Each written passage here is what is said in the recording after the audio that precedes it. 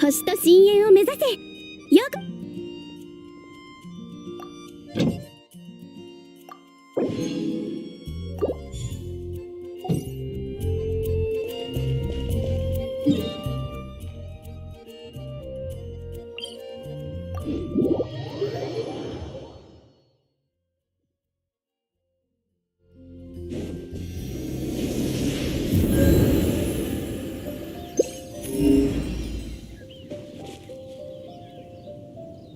飛ぶか。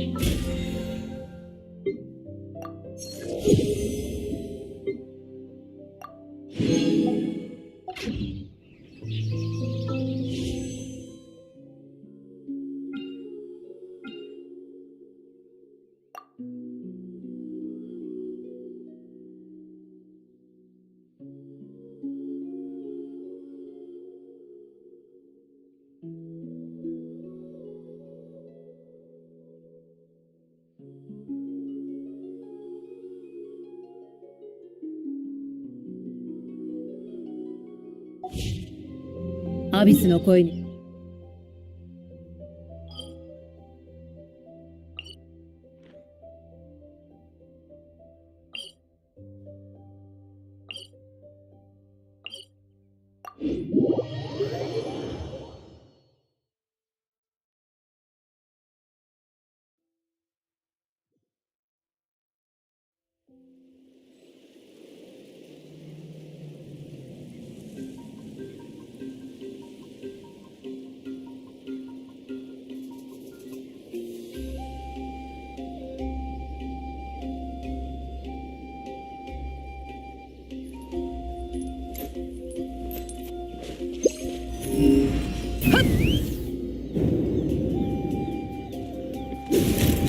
相手を間違えた。今だ。撃て。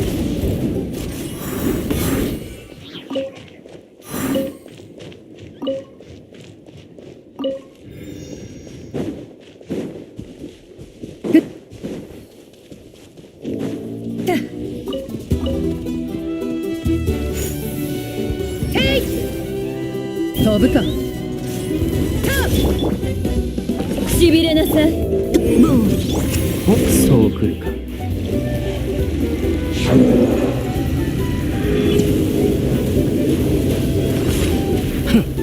騒ぐな。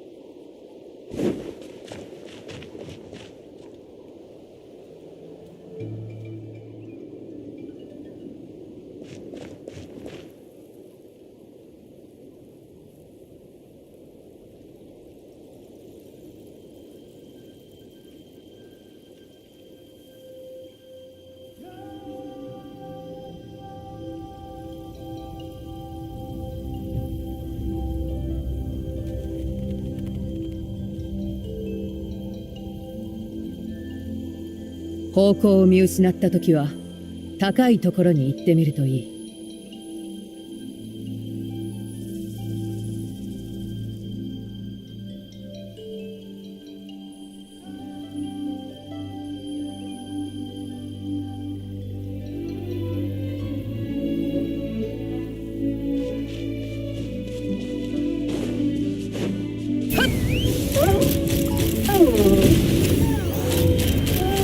撃て。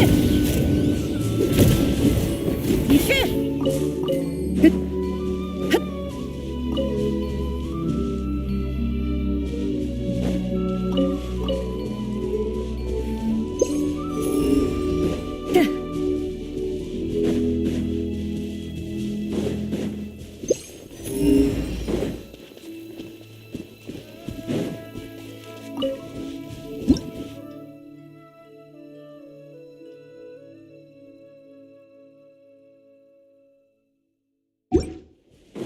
風が立つぞ。今だ。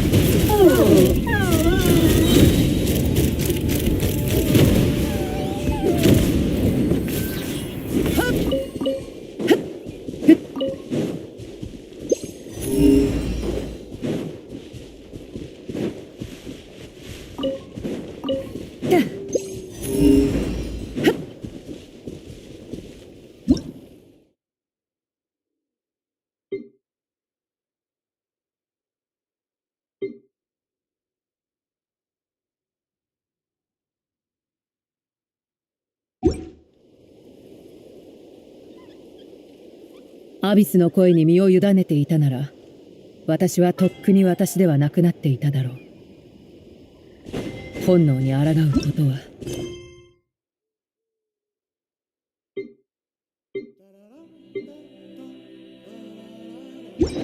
生き残るよりも飛ぶか。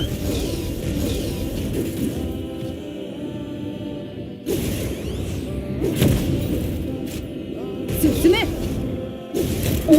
ロックオン。死ね。もう一回。はっ。ロックオン。撃て。今だ。撃て。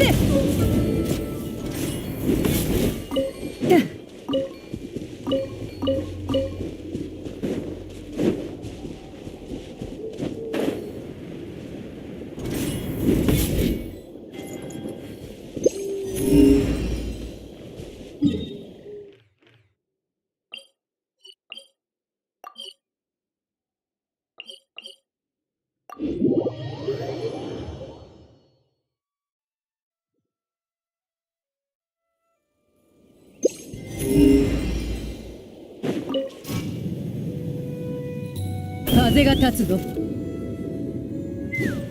やっ。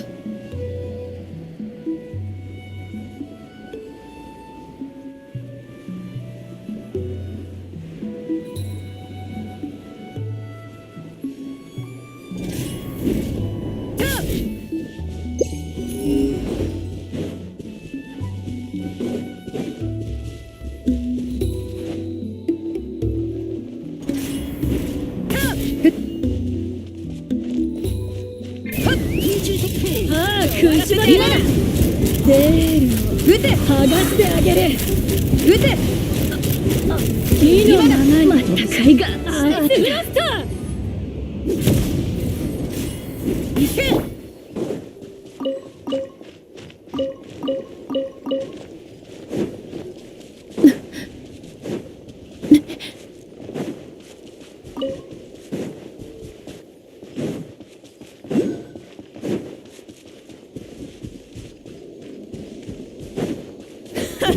すぐ終わらせてあげる。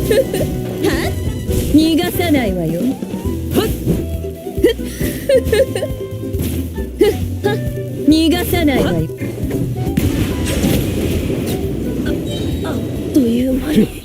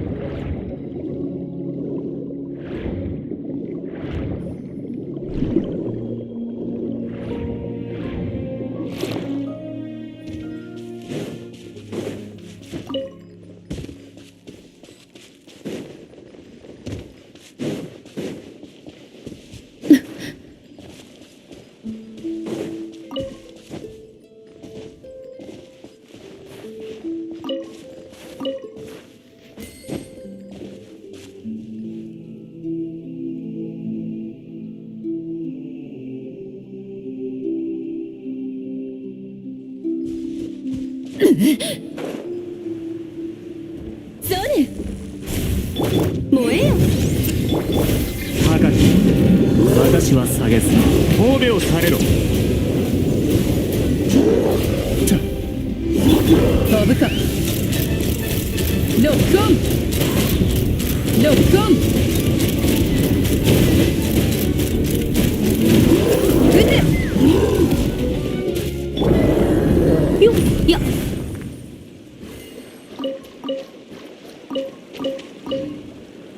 急ごう。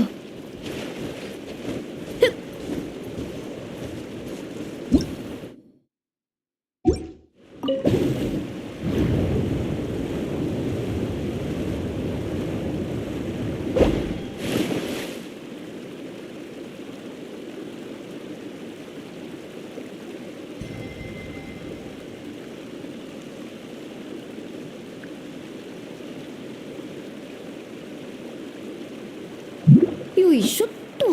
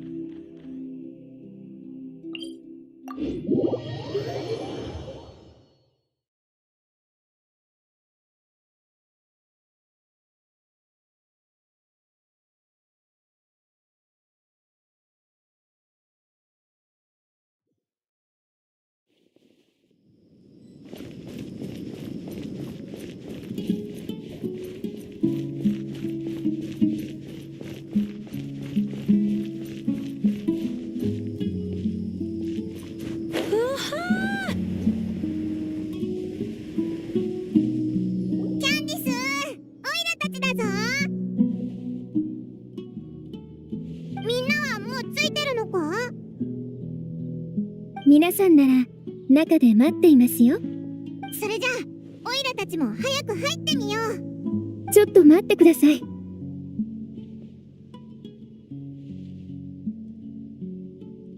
会議の前に一つ約束してほしいことがあります。なんだ？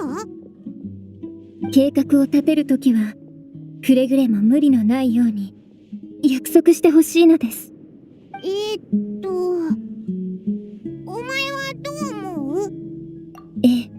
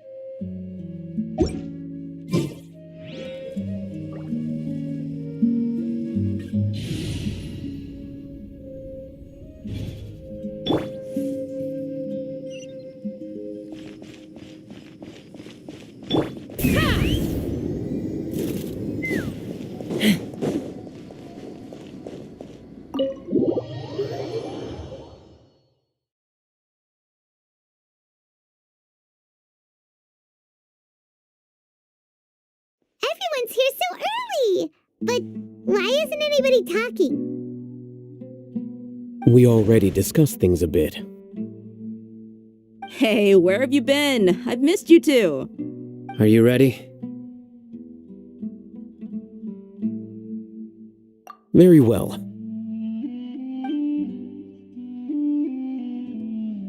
Are you sure this is gonna work? I gotta admit, it's bold. Color me impressed. It's worth a try. The point of discussion is to arrive at a solution. Let's cut the small talk and move to the next point. You're making Paimon nervous.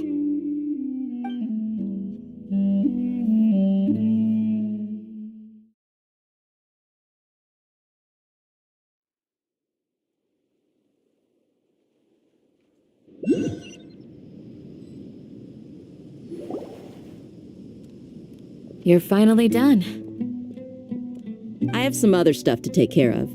Catch you all later. Come on, don't give me that face. I know what you're going to say. I'll be careful. That's what I wanted to hear. Take care.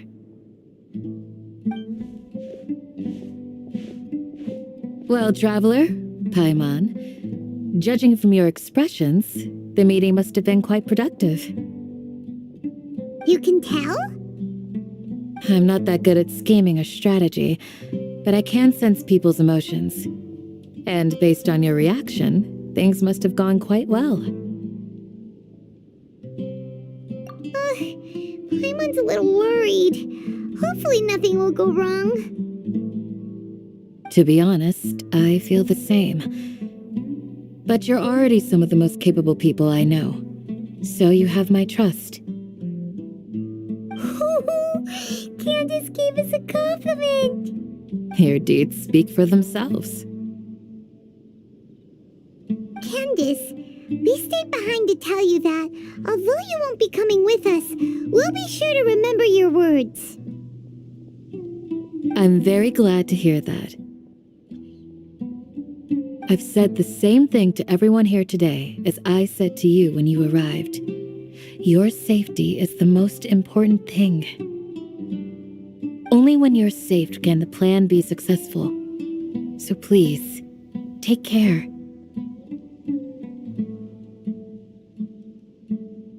You're welcome. And thank you for taking my advice. Good luck with everything. I'll be here in the village praying for you.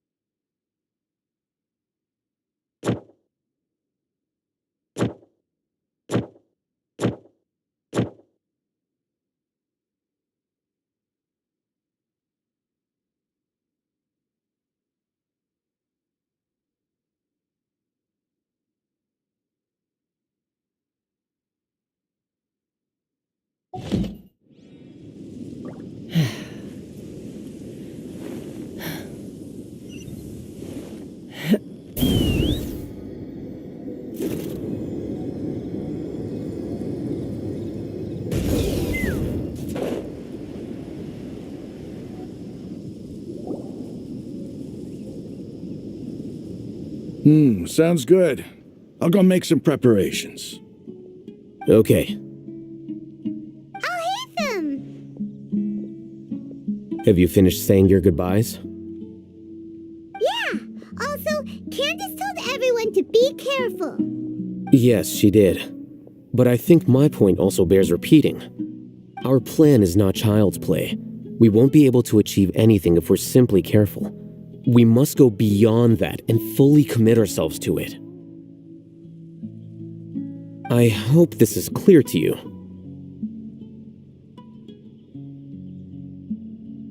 Huh?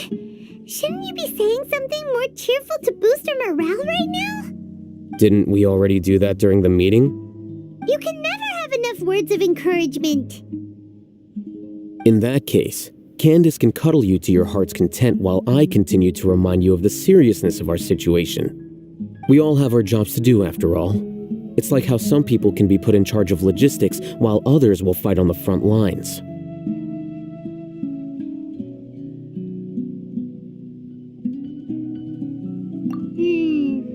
Speaking of the front lines, you don't look anything like a soldier.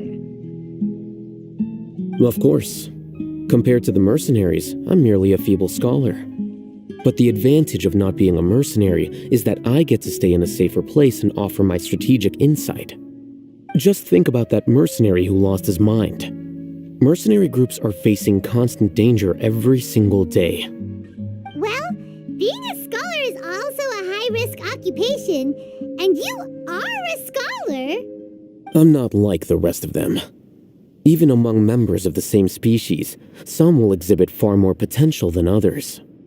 This guy. Paimon still remembers when those mercenaries in Port Ormos called you a lunatic. All intellectuals are lunatics in the eyes of fools. I'll take that as a compliment. That reminds me. Do you remember the record we saw in the King Deshret ruins? It mentioned forbidden knowledge. You have a good memory. Forbidden knowledge has the power to drive people insane, but this fact has never been shared with the public. Even I, who has worked in the academia for some time, was never once informed of this. I think those mad scholars and mercenaries we encountered may have all fallen victim to the corrupting qualities of forbidden knowledge. But the academia has always held a different view. They have always believed that symptoms of madness are a side effect of human contact with divine knowledge as mere mortals. Come to think of it, perhaps the academia has also never understood the true nature of forbidden knowledge and thus always approached the issue from the wrong direction. The Withering, Azar, and the sandstorms. Don't you think what is happening right now across Sumeru is rather similar to the forbidden knowledge pollution that occurred in the desert thousands of years ago? But Paimon thought that Irminsul's disease is what what caused the withering in the sandstorms. At least, that's what Tainari told us. Wait a second. Could it be that... Ah, you've connected the dots. The cause of Irminsul's illness may precisely be the pollution from forbidden knowledge. But if that's the case, what should we do? This is huge! Wait. Why do you think Lesser Lord Kusanali would have a solution to this situation?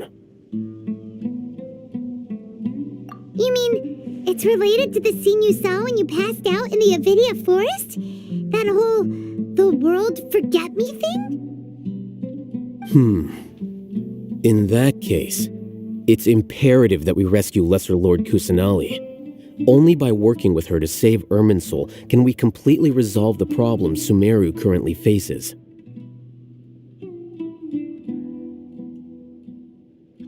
To make sure we're still on track, I would like to check on the state of some of our preparatory work. Where are we going? To an Eremite base.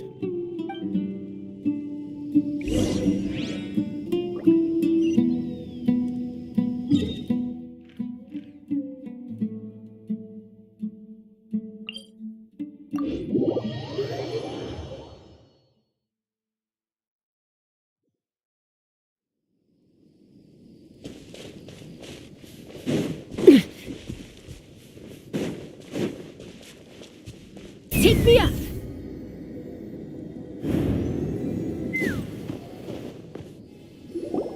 Ah, they're here. Huh? What are they doing here? I gave them some technical work to do. Ah, it's the scribe. And is that the traveler I see? How's the work going? Ah, yes! We have fixed the devices according to your instructions. One of them is already ready for use, while the others are still under repair. Aren't those devices for canned knowledge extraction? What are you doing with those? Look here. Huh? More canned knowledge? Are you going to put more weird stuff into her head again? What's that look on your face? Are you scared? Paimon's a little scared, but very, very furious. That's an interesting response. Anyway, we're not going to use this just yet. As I mentioned during the meeting, this knowledge capsule contains a decree I drew up in the past. The Akademiya should also have their own copy. And according to the plan we just came up with, Traveler, I want you to record something into this capsule. Do you believe we can save Lesser Lord Kusanali? Good. Conviction is the most important part of all of this. Now, please get ready and put on this device. You want us to record our conviction into the knowledge capsule? Yes. Paimon is still really worried. I understand, but trust me, Paimon, this is something we have to do. It's best if you can do as I say. Because, to achieve this impossible task, it sounds like you'll need to fool your own heart first. Although it may feel like a trick, self-encouragement may be the most important tool we have. Paimon can see the point you're trying to make. Imagine this. We have orchestrated our plan and successfully rescued Lesser Lord Kusanali. As a result, we have changed Sumeru's entire political landscape. Everything went without a hitch, and everyone recognizes and praises our achievements. Now, open your eyes. Here. What's this? Read it out loud.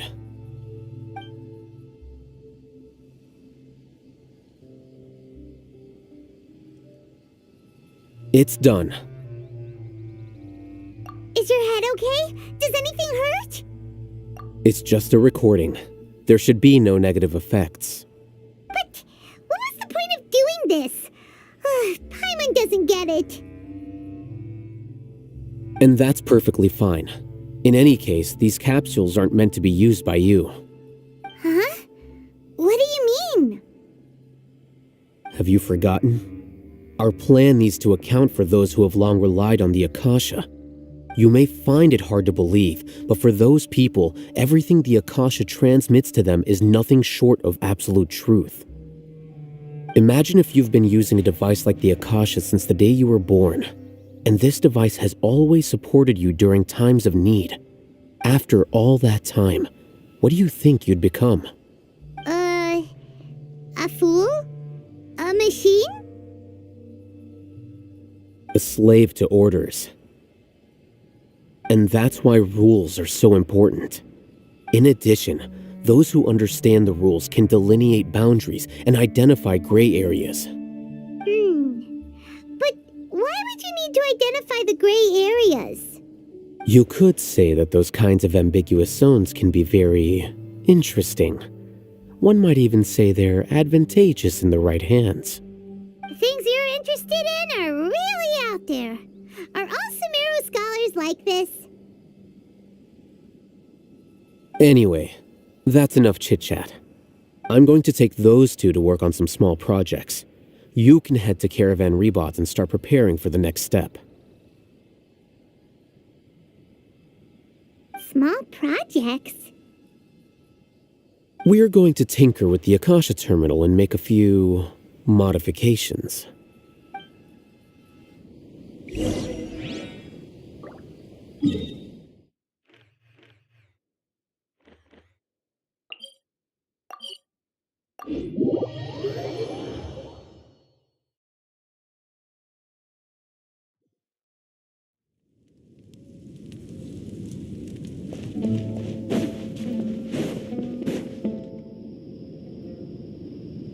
I thought we agreed on a plan.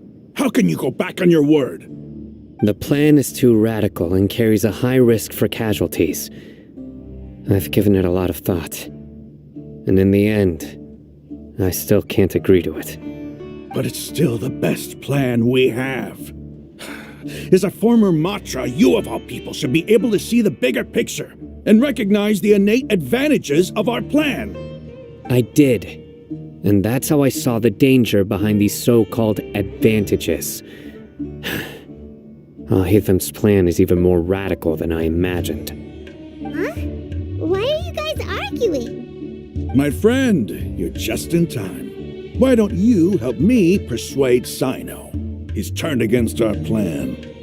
We agreed to work out a plan at the meeting. As mercenaries, you're familiar with the local environment, so you'll take care of the specifics. But then, you went to Al-Haytham for suggestions. Had I known Al-Haytham would give you those kinds of suggestions, I would not have agreed to the plan. Look, you already know that we're all on the same side here, don't you? Mercenaries place a lot of importance on their bonds of friendship, but also will not hesitate to make sacrifices if they deem the situation to be sufficiently dire. I'm sorry, but as things stand, I can't accept your principles. Seems you really do understand the ways of the desert. Traveler, Paimon, this is also something you should know.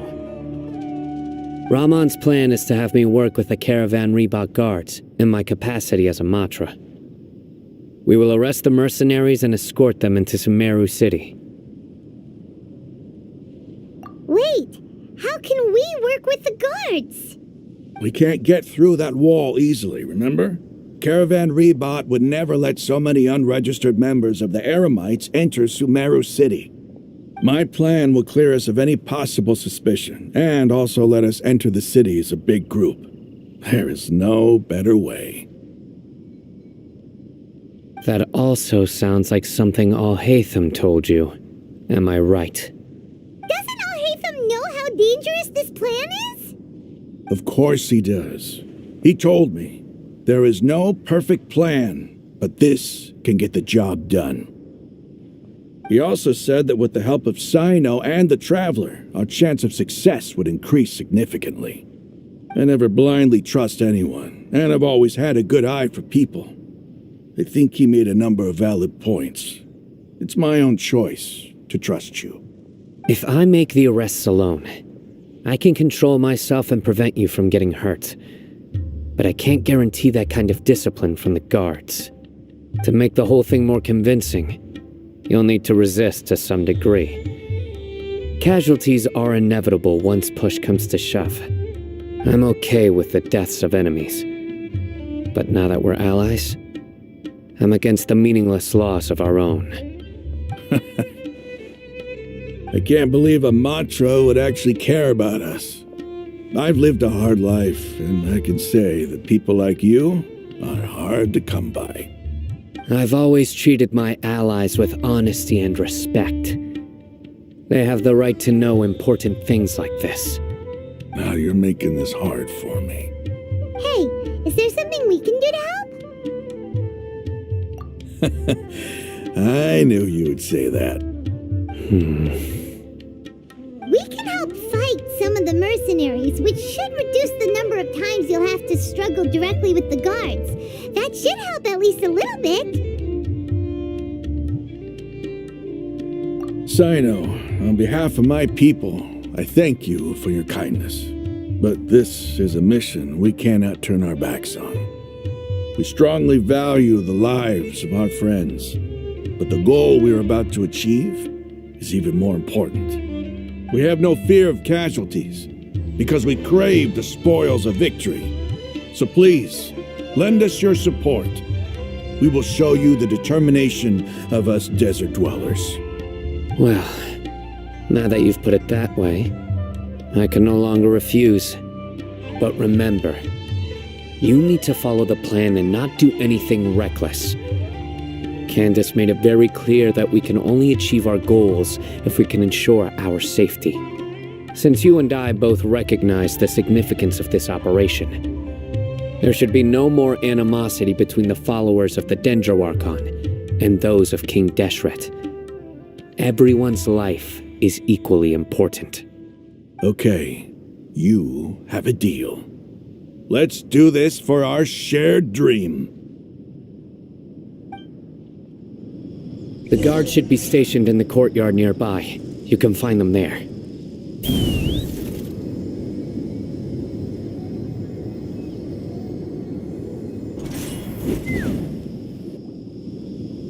Guards!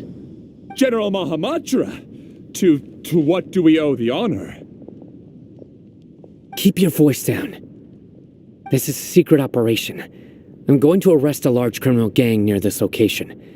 According to the Akademiya's Guide and Regulations on Secret Operations, I have the right to ask for the cooperation of Caravan Rebot. Ah, of course. Mahamatra Sino's order is the Akademiya's order. Just let us know what you need. But who exactly are you planning to arrest, and how many people are you expecting? Depending on the scale of this operation, we may need to report it to our superiors. They're a squad of Eremites whose number is comparable to Ain el Akhmar in Port Ormos. They're involved in the theft and resale of supplies from the Akademiya. As many as Ain el Akhmar? This should definitely be classified as a joint operation. And I suggest that you report this to your superiors as soon as possible, and treat it as a top priority desert operation. I will need personnel. Got it. Please wait a moment. I'll contact them immediately.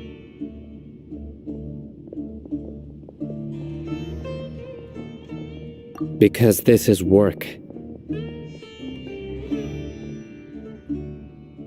Because I trust you. Paimon can't believe you're still in the mood to chat. This whole thing has Paimon scared stiff. Aren't you even a little worried? What if these guards already know that you have betrayed the Akademiya and are no longer their General Mahamatra? Even if that guard doesn't know, their superiors might, right? We discussed this, remember? The Caravan Rebot operation is of great importance. But don't worry, the guards there shouldn't know that Sino has stepped down. How can you be so sure? First, the other Matra still don't know why Sino has left, which proves that the Akademiya has been covering up the matter. Second, this is a crucial moment for the Akademiya's God creation plan. If something were to happen to the General Mahamatra, it's bound to attract a lot of unwanted attention. No matter how you look at it, they don't seem interested in sharing the news of Sino's departure. A reasonable inference. I agree. Which brings us to our next issue. I'm sure some of you have been wondering if the prediction function of the Akasha will affect our operation. The Akasha is still in operation, so I must remain on high alert. Actually, considering the power of the Akasha, it's quite strange that it hasn't already tried to interfere with my actions. I've given that a lot of thought. For now, I don't think you'll need to worry. If you remember, when you first came to Aru village, all your actions and routes were predicted by the Akasha. It even gave that information to those who kidnapped the village keepers. But things like that never happened again after we met up with the Traveler. That's true. But why? Look at it from a different angle. Why do you think the Akasha will predict your actions? Because my personal data has been entered into the Akasha. That's true, but the key to this question is, how well can the Akasha make predictions about a person? Haven't you ever thought about it? Just how can it do this in the first place? Because the Akasha controls the entirety of Sumeru. The Akademiya firmly believes that all human actions can be explained through logic. By sorting and analyzing entered data, the Akasha can derive behavioral logic and predict the actions of those who fit an existing logic model. However, at the risk of sounding like an advocate for fallacies, can everyone truly be considered logical at all times? Emotions are part of our behavioral logic, but can you guarantee that every experience of the same joy or pain would be equally intense? How can our feelings and opinions be predictable down to the letter in every single instance? Sino, in the past, you've always worked alone. In the absence of another person who could sway you or your thoughts, the Akasha could produce predictions that were similar to your real-life behavioral principles. Decisive and principled, you were used to solving problems alone. That's why the Akasha could figure you out. But now, you've joined a team. And I believe the Akasha hasn't yet figured out the full composition of it. Our thoughts and logic have intermingled and weaved themselves together to become a complicated, chaotic mess. Any one of us could potentially disagree with another. The Akasha lacks data on these interactions, and it's impossible for it to predict your actions in the future based on your decisions in the past. After all, there's probably a limit to just how much we can be modeled or controlled by data. So, in my opinion, you're probably safe for now. Makes sense to me. I agree. The Akasha is not alive, and I don't think we can be completely controlled by something without a mind of its own. Is that so? I guess there are things that even the Akasha cannot calculate, and people will not be forever trapped by the past. I'm so glad that this is settled. Next time, pay attention during our meetings. Will do. Just remember to stay vigilant. Footsteps! General Mahamatra, we were not expecting your presence here. I'm the security officer of the Great Red Sand District. My name is Luxembarbo. This is my assistant, the Traveler. She will be working with me. The construct next to her is for her work. Beep! Construct, beep! What a great honor to meet you. Your golden hair is as bright as the sun. And, is this the latest technology from the Akademiya? Have you made a decision regarding the matter I mentioned to your subordinate? It seems to be a dire situation, so of course you will have our full cooperation. To be perfectly honest, I've always longed to go on a mission with someone as well known as yourself. There's no need for flattery. Yes, sir. Take your most elite platoon and follow me to the eastern side of the district. We will carry out the operation there. Understood. Map. Hurry, bring the map!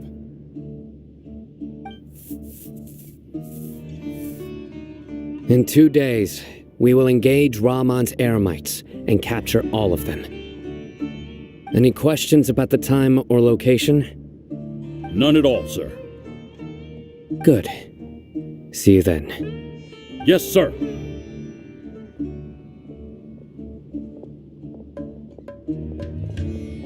Maybe hanging around the General Mahamatra isn't so bad after all. Everyone's so respectful towards us. This is all due to the absolute authority of the Akademiya. And now, we're going to strike back against that massive pillar of power. Get ready. We will move out in 2 days.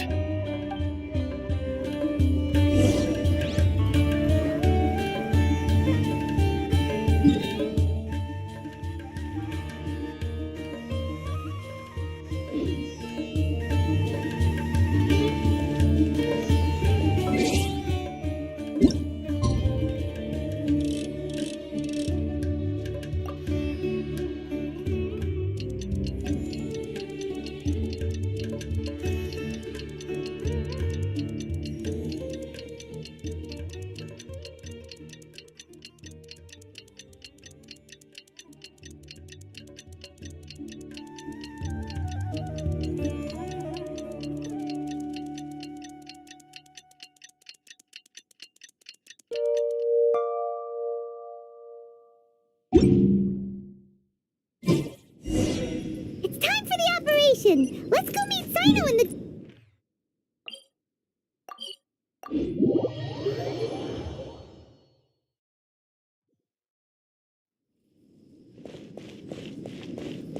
Let's fly!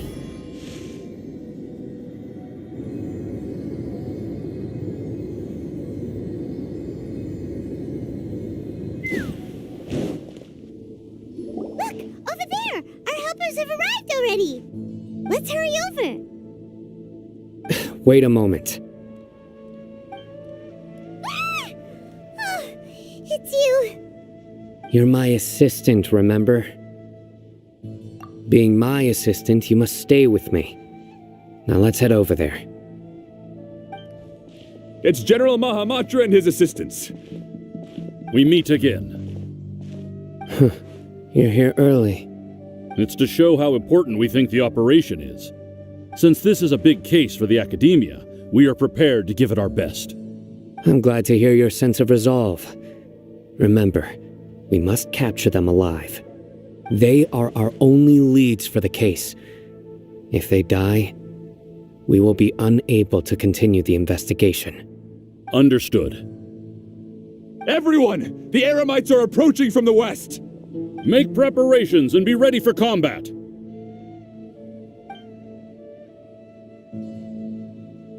Halt! Oh? What a warm welcome! What do you want? Judging from those shiny weapons in your hands, it seems like you're not interested in a deal. Rahman, the Akademiya has caught wind of your smuggling and illicit sales. If you value your life, I advise you to surrender. Who are you supposed to be? A Matra from the Akademiya? I can't believe you came all this way just to catch us. I'm not here to talk. Oh. Nobody's given me this much time of day since I became a mercenary. Brothers! For that slight, let's wash our blades with their blood. Let's show them we Eremites are not to be messed with.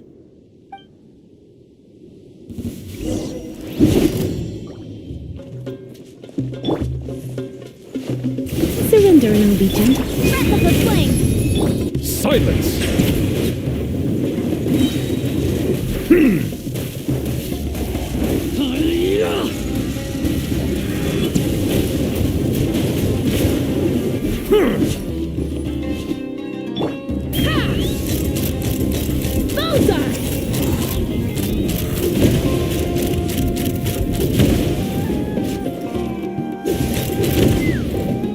Knock him down. tides beckon.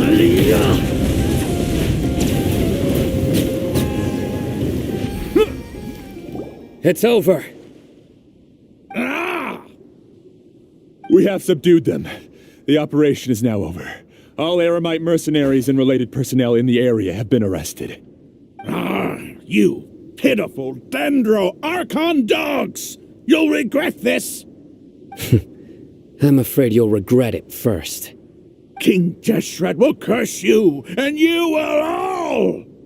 Silence!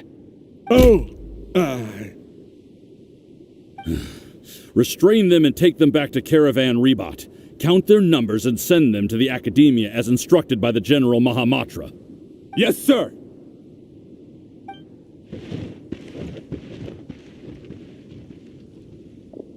Mahamatra Sino, I will now take my leave. If you need further assistance, please come to Caravan Rebot and ask for me. Understood. You are dismissed. There they go. Let's talk elsewhere.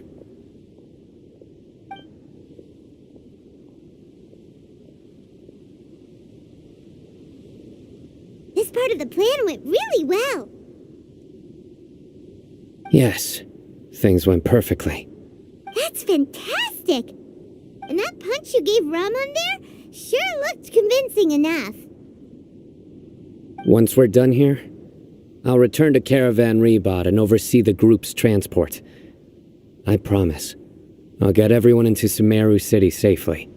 Yeah, you're the reason why everything went so well. It's not the time to celebrate yet. I believe Dia should already be waiting for you. Go join up with her. She will need you to introduce her to Tainari. Speaking of which, is it really okay for us not to share the full plan with Tainari? What if he'll feel miffed about it and refuse to work with us? I have a very close relationship with Tainari. Given how well we know each other, I believe my message alone should be enough to bring him to our side. He knows I won't make jokes about things like this. If we need help, Tainari is the best option. Get ready for the next phase of the plan. Don't keep them waiting.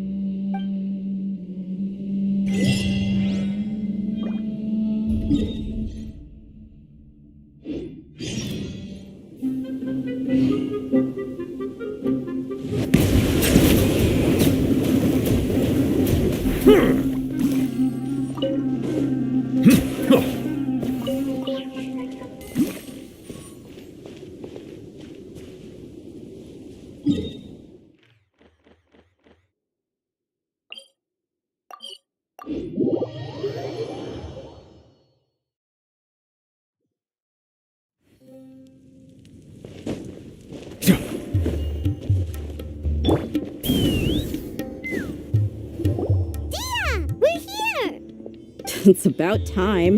Didn't you say our part of the plan is the most important of all? And here you come rolling in late. In the time it took you to get here, I already did 5 laps around the place, downed 7 drinks, and even did some clothes shopping. Sorry. We didn't mean to keep you waiting. I just wanted to fix your attitude and rub it in a little. After all, you took your sweet time getting here, and we've got important stuff to take care of. I just like seeing that serious look on your face. All right, I'll stop. All joking aside, I'm glad you're here. Let's get moving and take care of this as soon as possible. But where should we start? Our responsibility is to get a status update on the Fatui Harbinger known as the Doctor. We need to make sure he won't get in our way when we rescue Lesser Lord Kusanali. Dealing with an institution that controls all of Sumeru is already hard enough. If the Doctor were to crash the party, it would be next to impossible for us to achieve our goals. Yeah, we sure don't want him showing up. Ooh, he really gives Paimon the creeps. Right? Hearing his name just reminds me of those stuffy old geezers in the Akademiya. I'd rather not have to deal with someone like that. According to the plan, we should first go to Pardis Di and ask for Forest Watcher Tainari. If all Hatham and Sino's sources are solid, then we can be sure that Tainari still has the Akademiya's trust. So, we'll find Tainari and convince him to get us the latest intel on the doctor. Then, depending on what we learn, we'll make any necessary adjustments to our plan. The sages have placed spies everywhere on the other side of the wall. I'll follow you as a bodyguard.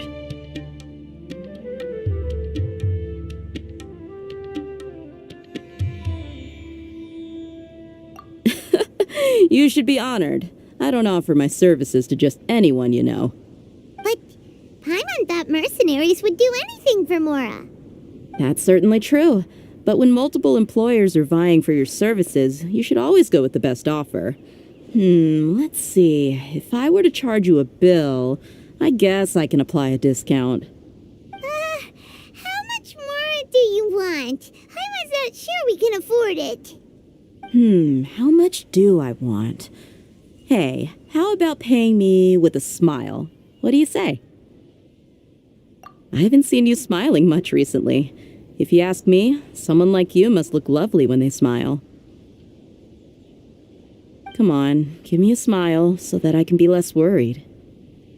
Looking good! I hope this pretty smile will become our lucky charm. There are many kinds of smiles, but only a truly joyous one can bring blessings to others. Let's consider this smile a down payment for our future victory. Let's go.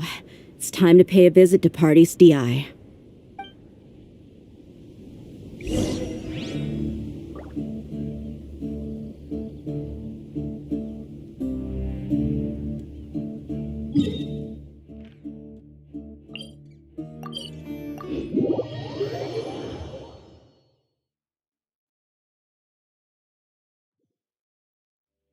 Let's fly.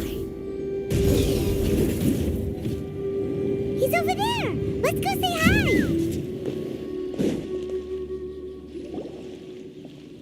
Tainari! Traveler, Paimon. And you are? Hey there. This is our friend Dia. She's an Aramite mercenary. A mercenary? You must have some big news for me. It's something really important. Please help us out.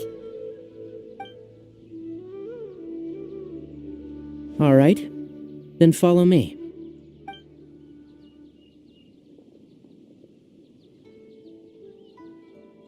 This place is better. We won't be disturbed by any passerby. Okay. What is this important thing you want to ask me?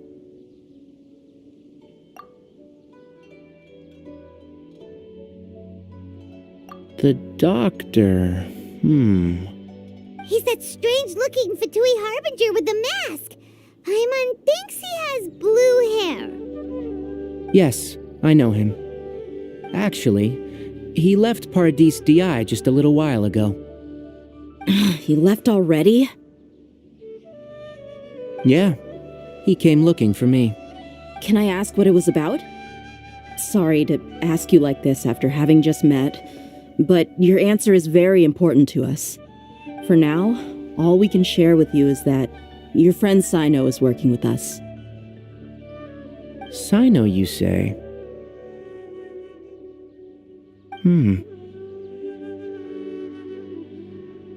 I see. So that's why he hasn't been at the Akademiya. Okay. I'll answer your questions and will assist you any way I can. You don't have to tell me everything that's happened. Sino's name really does work wonders. You're not even a little worried that we might have made it all up? Despite having just met you, I can sense that you're the serious type. Between you, the Traveler, and Sino, none of you strike me as the type that would conspire to deceive me. You don't need to tell me anything you don't want to. I'll also get straight to the point. The Harbinger you mentioned came to me because he wanted to take the scholar Hypatia away with him. Hypatia? Why would he want her?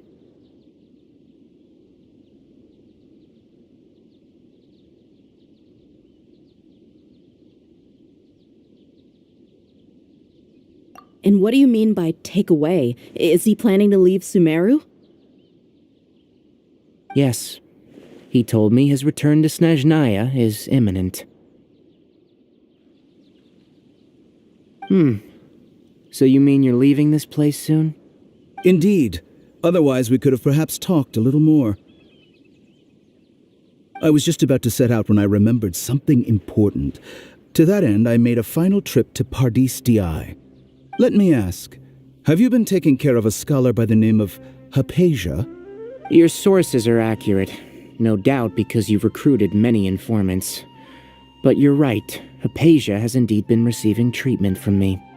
Forgive me for asking, but how's the treatment coming along? Given the way you're asking, I assume you have something to say. Since you asked, I'll be frank. I would like to take Hypatia to Snezhnaya. It's incredibly difficult to transfer a patient. As a scholar yourself, shouldn't you at least be aware of this? Oh? I can't believe your utter lack of faith in me, to the point of even questioning my general level of knowledge. How unbefitting. Well, you're the only one who's ever made such a request. I have my ways of keeping her safe during the journey. In addition, I can also promise that under my care, Hypatia will receive the most advanced and effective treatment. I will personally supervise her treatment and see to her recovery. Would that be agreeable to you? Hypatia was born in Sumeru and remains a scholar of the Akademiya. Her situation has not become dire enough to necessitate her transfer to another nation. Transporting her to Snezhnaya is risky, and the potential benefits are unknown. As the person currently responsible for her treatment, I cannot possibly sign off on this transfer. Your suggestion is rude and reckless. I'll pass. I don't know much about the doctor, but after talking with him, I realized that just like many other scholars, he possesses an aura of arrogance that I've come to detest. It's not so much that he's looking down on others, but more that he's confident in himself and his abilities to a point of near insanity. I would never refer a patient to someone like him.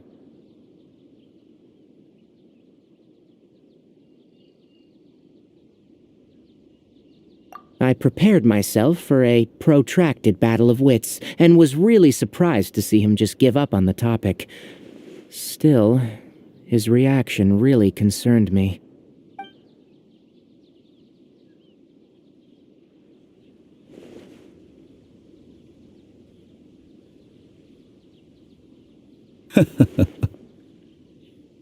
I see. Of course, your opinion makes perfect sense. You're still young, but already quite stubborn. I must say, you are not like what I had expected. Under normal circumstances, I wouldn't just let you off the hook like this. But unfortunately, I'm in a hurry today, what with Her Most Noble Majesty the Tsaritsa calling for our return. Luckily, there is still some time left for me to take care of everything before I leave. It's just as the Akademiya said, you're a responsible and gifted scholar. Sadly, even with all of that, you're still lacking a bit of shrewdness. And that's also why people like you can never realize that sooner or later, everyone must pay the price for what they've learned.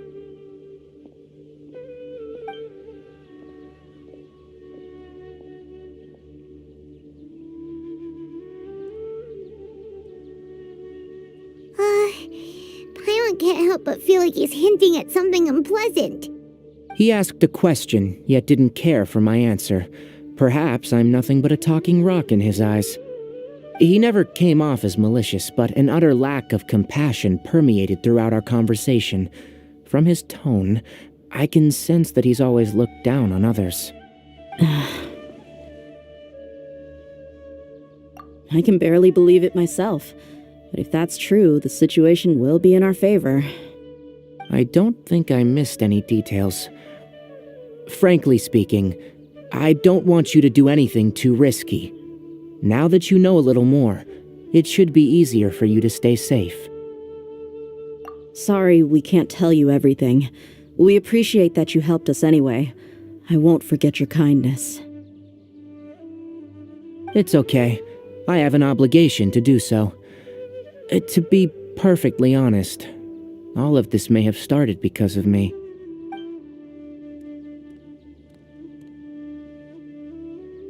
Recently, my master wrote several letters to me, asking me to return to the Akademiya and assist him with his research.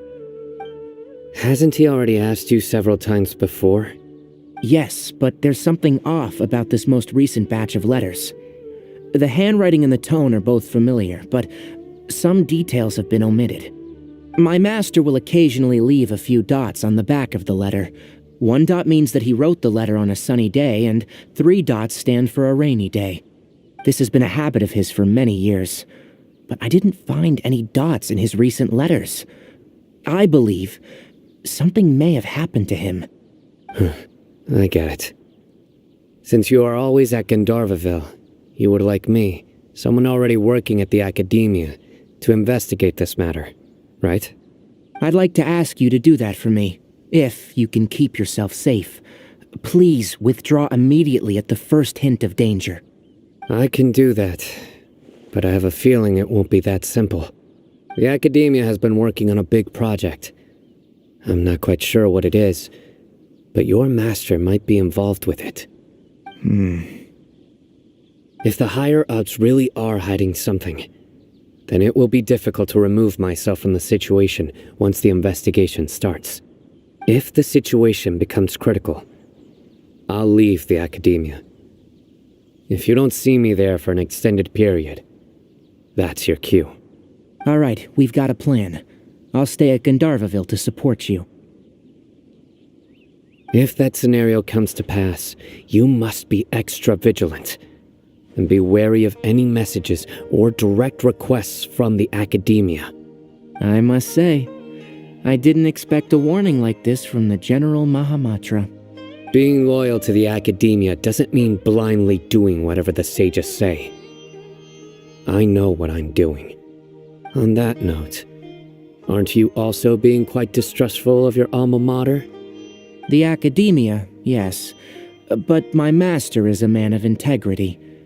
Even when I was a student, I was worried that he'd get in trouble for sticking to his beliefs.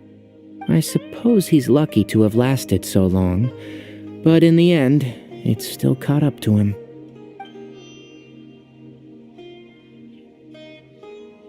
I see. So you noticed something was up with the Akademiya from the very beginning.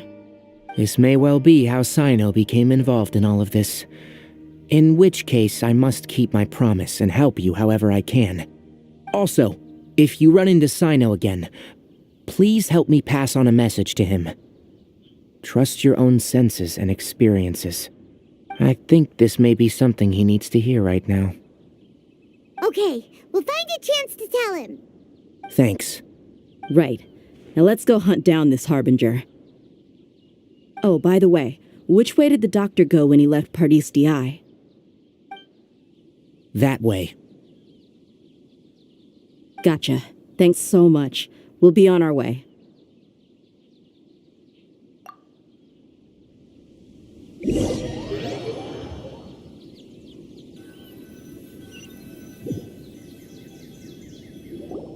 According to Tainari, the doctor is leaving Sumeru soon. I want to check if the doctor was actually telling the truth. He also said that he'll take care of everything before he leaves. What did he mean by that? We need to be extra careful when dealing with a person like him. Just to be safe, let's chase him and see what we find. But we have no idea where he went. How can we start chasing him? We'll do it the mercenary way. I'll find leads as we go. All you have to do is just follow me. That Harbinger may have tried to cover his trail, but he still left some traces. Or perhaps he never even thought about concealing his whereabouts. Maybe that's just how arrogant he really is. Yep, we're headed in the right direction. The traces are still fresh, but there's no sign of his entourage. Clearly they're in a hurry. It's just as I thought.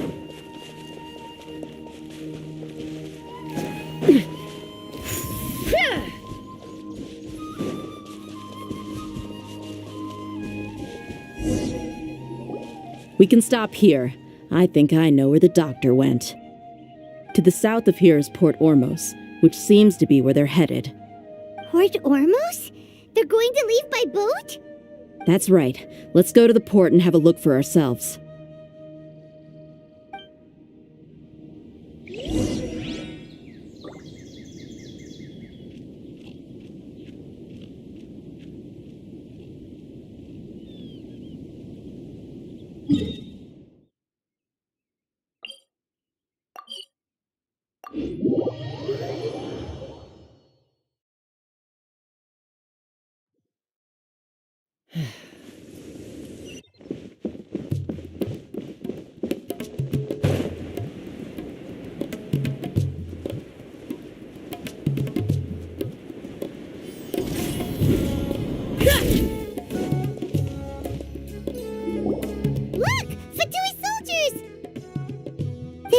Tracking skill seems we found the right place.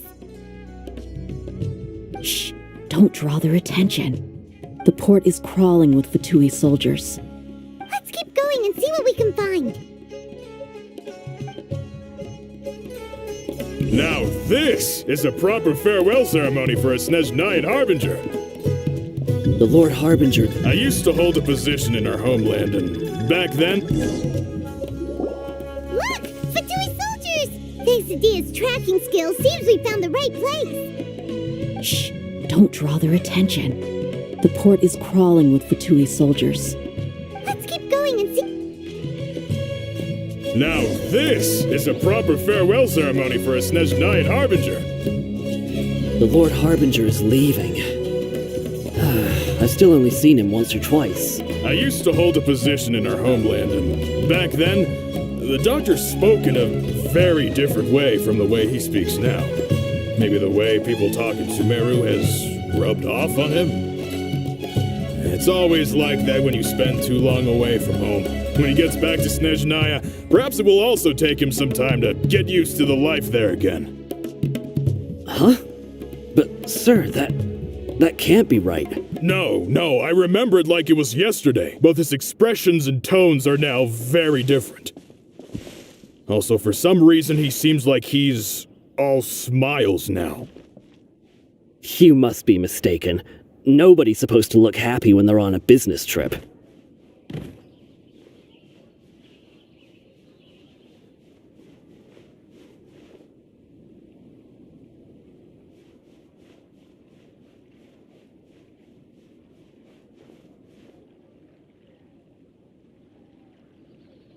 The doctor is on that boat. So he told the truth after all. He is actually leaving Sumeru. Let's get closer and find a place to hide so we can observe him.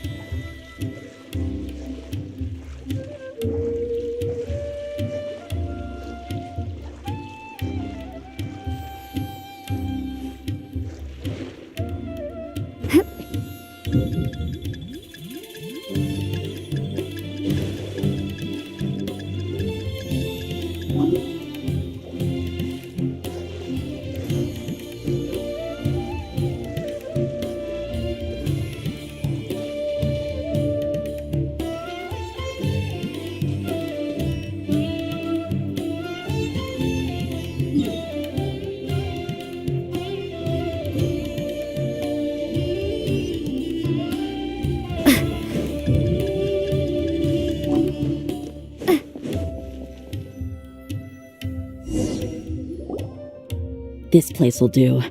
We can hide here while we keep an eye on the boat.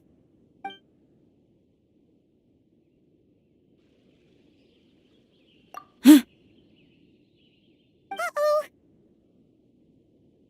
He saw us.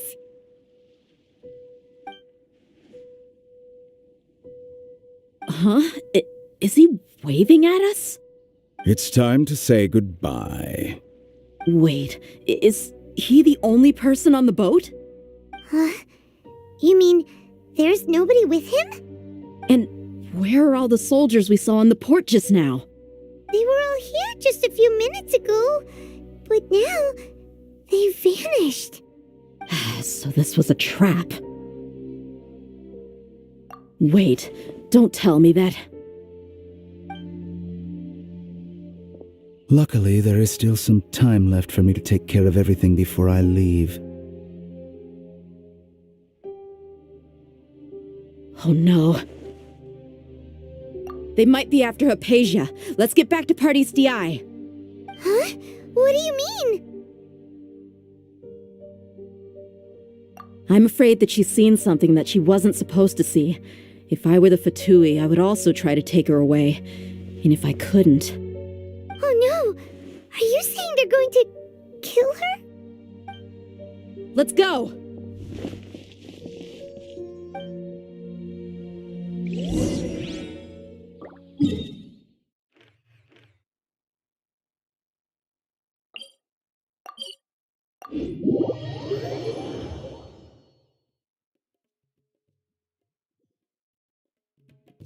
Pardis DI is not a place you Fatui can just show up and do as you please.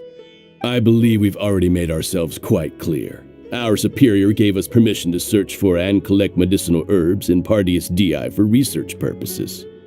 But you've been in Sumeru for some time already. I find it coincidental that you chose to only come here today. Even the Grand Sage himself may not have the right to question our research, much less an ordinary scholar like yourself. I've done my duty to inform you. Don't make things difficult for yourself. It would seem that my words have fallen on deaf ears. You can keep trying to deny it, but coming to Pardis DI now, I'm pretty sure you're not just looking for herbs. With all due respect, your baseless speculations will only lead to unnecessary trouble. Well, you only have your Harbinger to blame. He knows nothing about keeping a low profile. I may be staying at Pardis DI as a scholar, but that doesn't mean I'm no longer a forest watcher. It is still my duty to protect the peace and safety of the scholars who have contributed so much to Sumeru. Then it seems our conversation has hit an impasse. No one will lay a hand on you, Hypatia. Not on my watch. Tighnari, are you alright? I'm fine. These Fatui have really crossed the line. Time to teach them a lesson. Lockdown! Have a load of this! Settle down!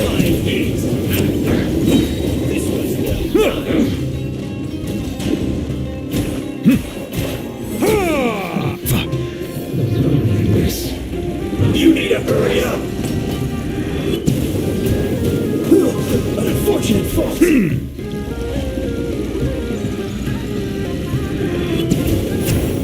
There's no use resisting! Give us Hypatia! Keep dreaming! Yeah, Tighnari, beat him up!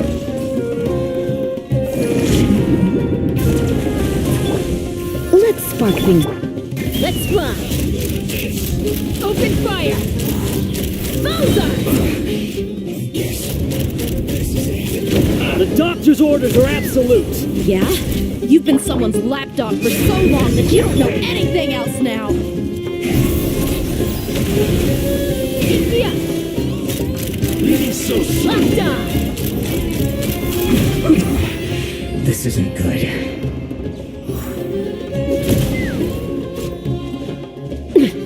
Prepare yourself! Silence! Be not perturbed. I am unscathed.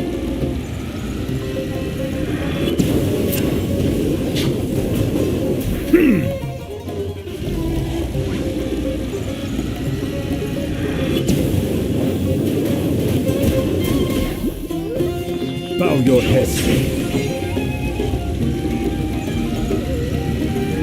Leaving so soon? An oversight on my part.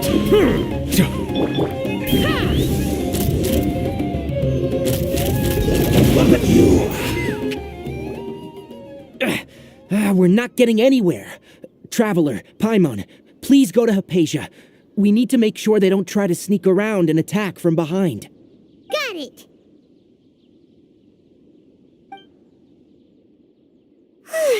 Hypatia's still here. Doesn't look like anyone's broken in.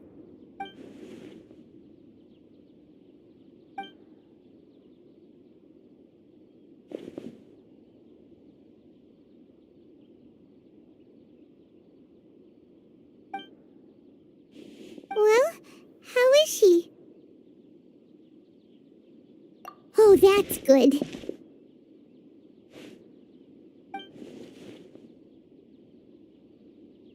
So, you think this is over?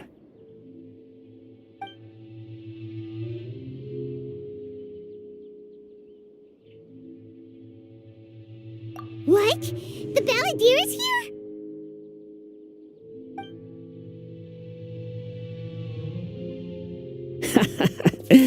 I've missed that look of abject horror. You've given me that look every time we meet. But, where is he?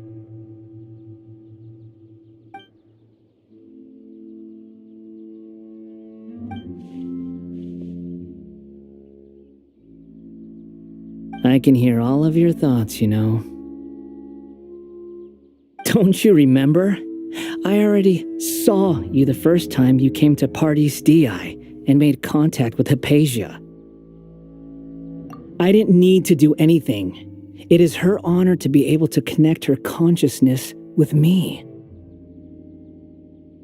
Who are you talking to?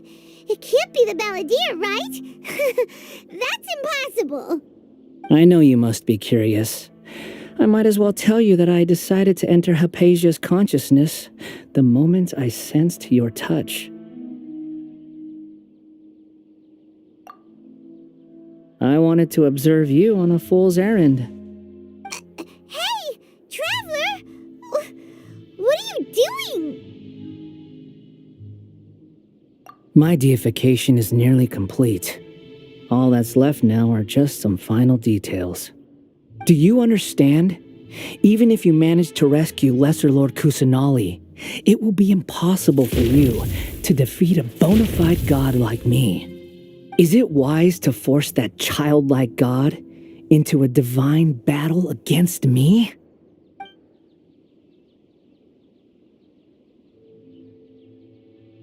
Scholars consider the god of wisdom to be the sum total of their faith. It's how they can justify reverence for a god as they construct it.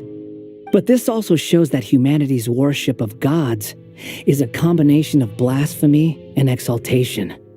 It's truly laughable.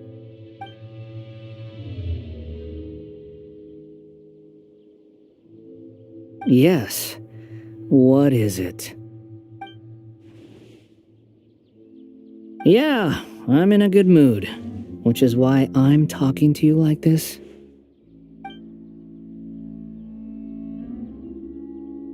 What do you mean?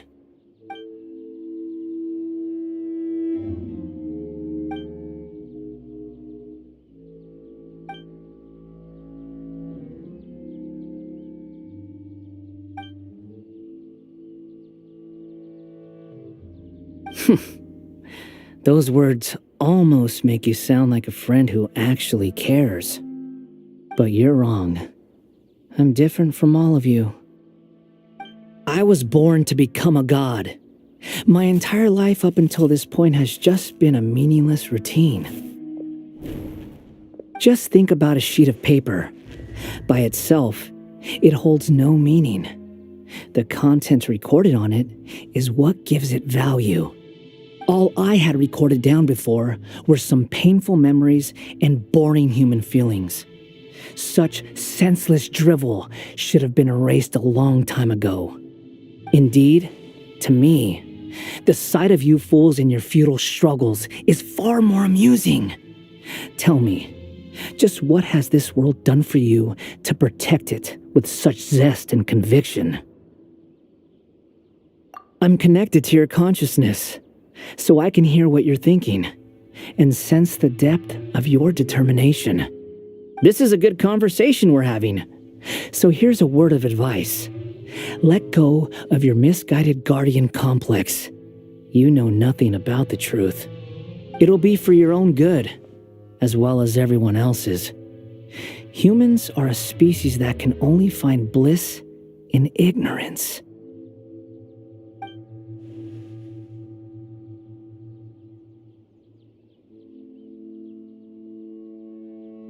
Ah, you've seen my affection for her. If you were in my position, I think you'd feel the same way. She peered into my consciousness and saw my past. Someone like that is qualified to become my first follower. All gods need followers. So Hypatia has been chosen. Her appearance heralds my imminent arrival at the throne of divinity, while her worship shall become my glory.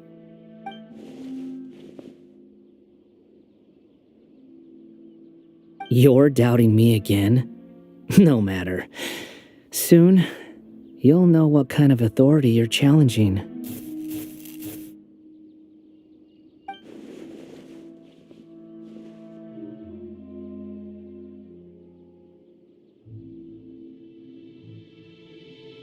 Who wants to hurt my devout follower?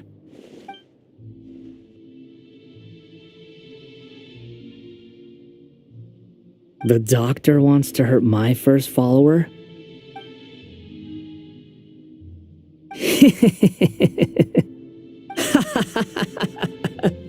How very amusing. Has anyone ever told you that you're not good at sowing discord? The doctor has never known his place. Even now, the puny human thinks himself capable of interfering in the business of the new god. You're still too naive if you think a few words will be enough to convince me to destroy the doctor. But I'm willing to give you a gift, just like my expression of affection towards Hypatia. It is an honor for you to be able to stand here and speak with me. As my listener, you will be rewarded.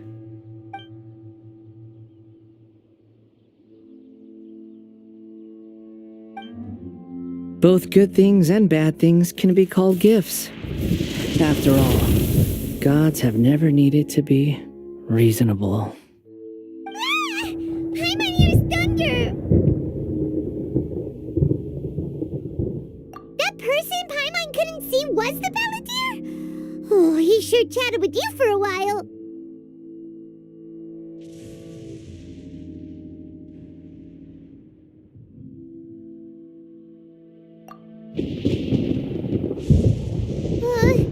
Where is the storm headed?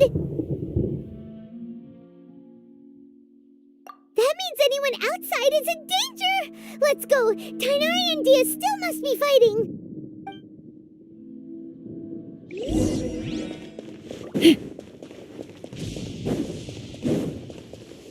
Let's fly!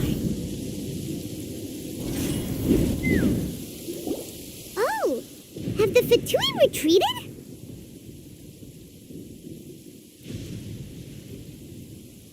Hey! What happened to you? He's hurt. I'm fine. Ow! Don't move. I've seen eremites get struck by lightning before. You need to rest. Struck by lightning? We were fighting, and just as things started looking grim, the weather suddenly became extremely strange. Lightning started attacking everyone, almost as if it were alive. Luckily, there were only two of us, and both of us were nimble enough to dodge most of the strikes. There were a lot of Fatui, though, and they were being torn to shreds by the bolts of lightning. With that, all the Fatui soldiers were forced to retreat.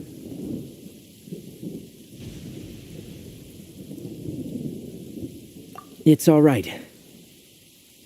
My wound aside, you look like you've seen something unpleasant. Is Hypatia all right?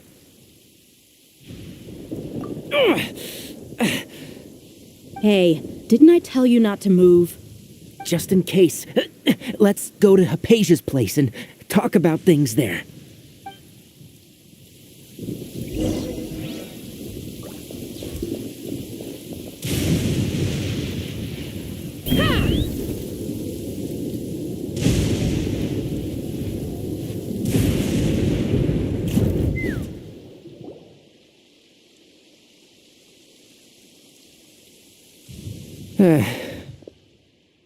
Thank goodness she's fine. Hey, how about taking care of yourself first? I understand my condition. The wound is not fatal. I'll be all right. Ugh. The more you understand medicine, the worse of a patient you become. I know. They always think they can push through the pain. Oh, he sat down. Let me rest for a bit. Sorry, traveler. Now you may start.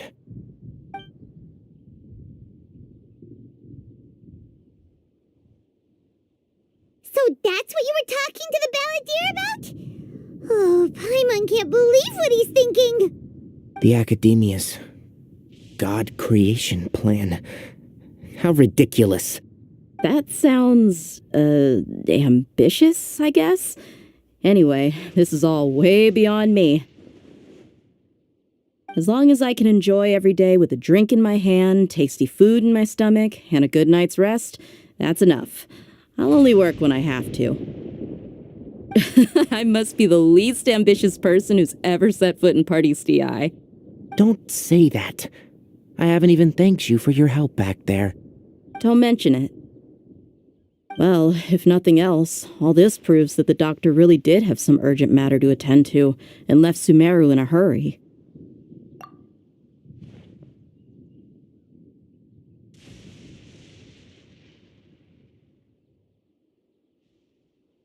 Maybe the Fatui want to cover up some secret of the Balladeer. Is that why they tried to seize Hypatia? You said the Balladeer claimed that Hypatia has seen his past. So, what could be there? Have you noticed? The Balladeer is not happy with the doctor's actions. He thinks the doctor has no right to consider himself as his equal. So, if the doctor was to show up again, would the Balladeer zap him with lightning? Based on what the traveler has said, I think he would. Having the doctor gone benefits him as well as us. In other words, we've successfully completed this stage of the plan. The doctor is out of the picture now. Yay! That's a big accomplishment! I'm also happy for you. Thank you for the help, Tainari. Make sure you rest up for now. Yeah, all right. Okay, that wraps things up for us here at Party's DI. Traveler, it's about time we rendezvous with the others at the Grand Bazaar. Let's continue to keep a low profile. You can head there once you're ready.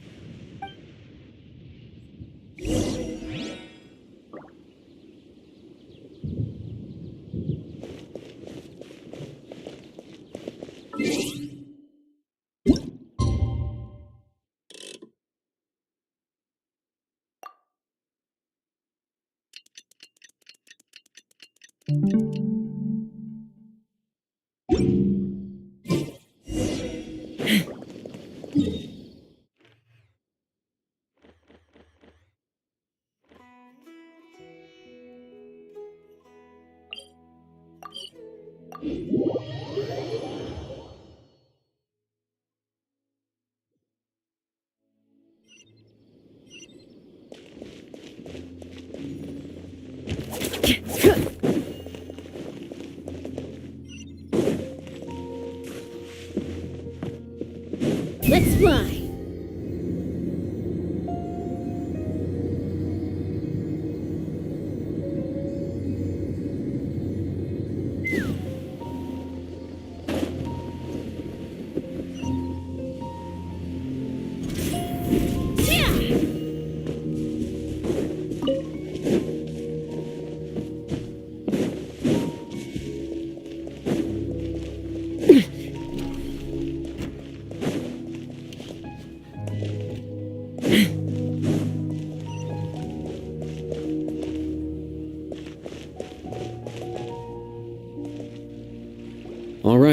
Everyone is here. How did everything go? Any luck with your missions? Let's report back one by one. I'll start first. We've made the necessary modifications to the Akasha terminal. In addition, the props required are also ready. I'll go next. The Traveler and I went to Party's DI. The situation was a bit complicated, but we found Tainari. Unfortunately, he was wounded during a fight. Who was behind it? Well, that's the tough part. What should I say, Traveler? The Fatui or the Balladeer?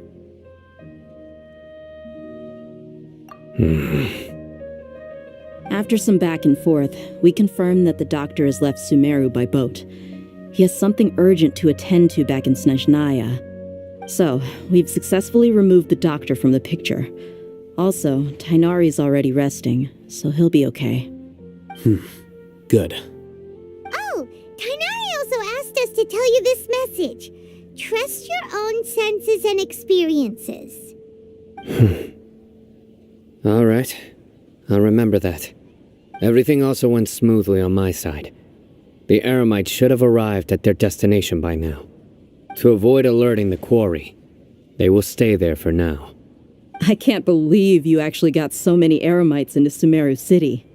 It's all thanks to Rahman and his brave team, as well as their bold strategy. It appears to have been very effective. I'm glad to hear it. Well, is that everything?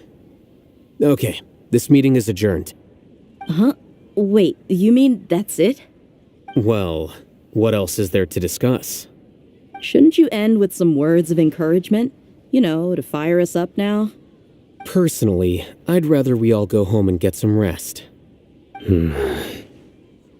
I'll hate them, Ugh. Oh, and if you wanted someone to say something to that effect, then I must reiterate that I'm here to strategize and not to lead. So you should find someone more suitable to do that. But I thought all of you Akademiya big shots were great speakers. Then I should remind you that I'm the scribe. I know that. So what? A scribe is responsible for recording meetings, not speaking. Fine, whatever. Well, Sino doesn't seem to be much of a talker either. I guess that leaves it to my employer. Employer? Yep, the Traveler hired me. That's right. So come on, boss. What do you have to say for the team? Yeah, say something to boost morale. Huh? What are you all doing here? Oh, it's Nilu! Hey everyone. I'm not disturbing you, am I? Not at all. I was actually just about to go find you. Judging from the group and all your serious faces, you were discussing something important, weren't you? But you also look like you're up to no good. Seems pretty interesting. Welcome, Nilu. Would you like to join us? Huh? Join you? You mean you also want to discuss something important with me? Yes, something very important. Nilu, are there any breaks in your performance schedule in the upcoming days? Huh? Wait, you're seriously inviting me?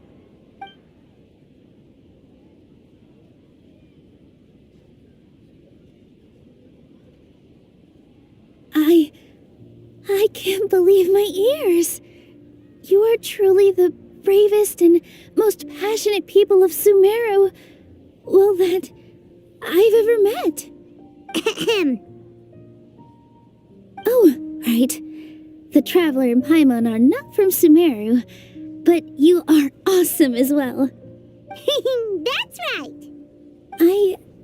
I must admit that I'm a little scared, but I'll try my best for Lesser Lord Kusanali. If I can somehow use my abilities to help you, then count me in. Remember, believe in yourself. Okay, I'll get my friends at the Grand Bazaar to help us tomorrow.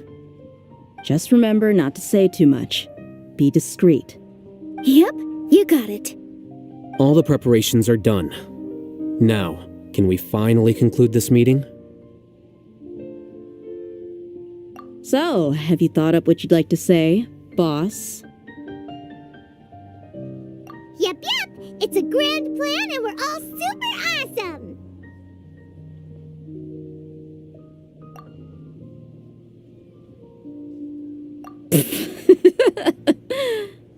Well said. A good night's rest before an operation can be the difference between success and failure. Thankfully, I've had my place to myself recently. It's been nice and quiet. Huh? Oh, nothing. Alright, let's all go home and get a good night's sleep so we can be up early tomorrow. Okay. So I guess that means it's time to say goodnight now. Yep, good night everyone!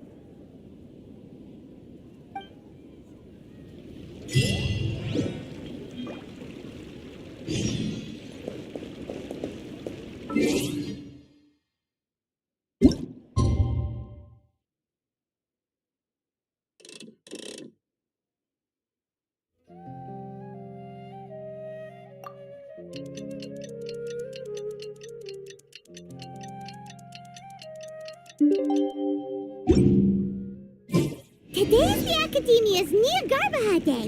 We can find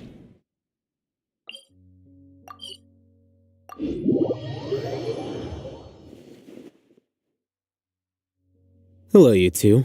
Sleep well? Not really. Paimon got too nervous thinking about today and didn't fall asleep until the sun was almost up. What about you, Alhaitham? Naturally, I slept just fine. After all, a good rest should be considered part of the plan, since energy is an important resource. You just want to show off how calm you are. It's crucial to dissipate any tension before we execute our plan. The only thing you're doing is being annoying. Anyway, do you need me to go over the game plan again?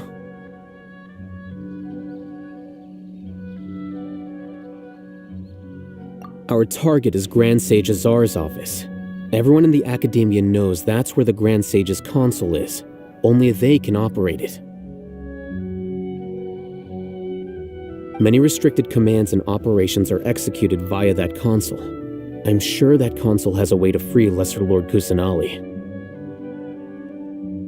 You know, Paimon's been thinking, what kind of technology could let the sages imprison even a god? That isn't something they could have accomplished with their scholarly talents alone. In the sanctuary of Surasthana, there's a device of Greater Lord Rukkhadevata's that she once used to isolate herself while meditating. 500 years ago, the Grand Sage at the time modified the device so that it could no longer be controlled from the inside. They were effectively trapping one god with the power of another. So, how are we gonna get to the Grand Sage's office? Don't forget, today is Nyagarbha Day, arguably the most important day to the Akademiya. The sages and core Akademiya personnel are busy loading the latest batch of research developments and legal decrees into knowledge capsules so that they can be entered into the Akasha. All the Darshan's researchers have their noses to the grindstone, and the Akademiya's grounds are flowing with all sorts of people. It's the perfect time for an infiltration. When the Grand Sage leaves his office to supervise the entering process, that's our cue to access the console and free the Dendro Archon.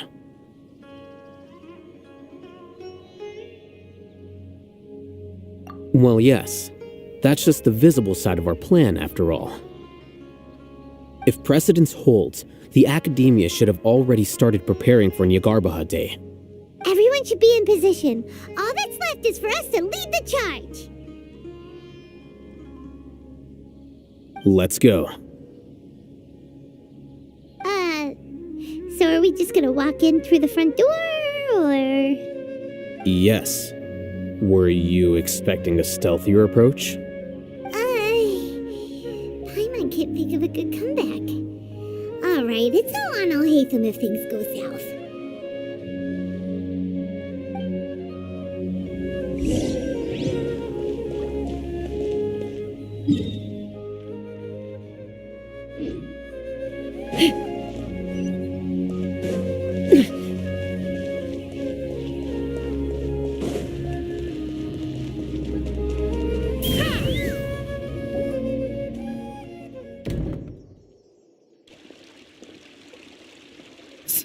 Scribe? Please, wait. Are you Scribe Alhaitham?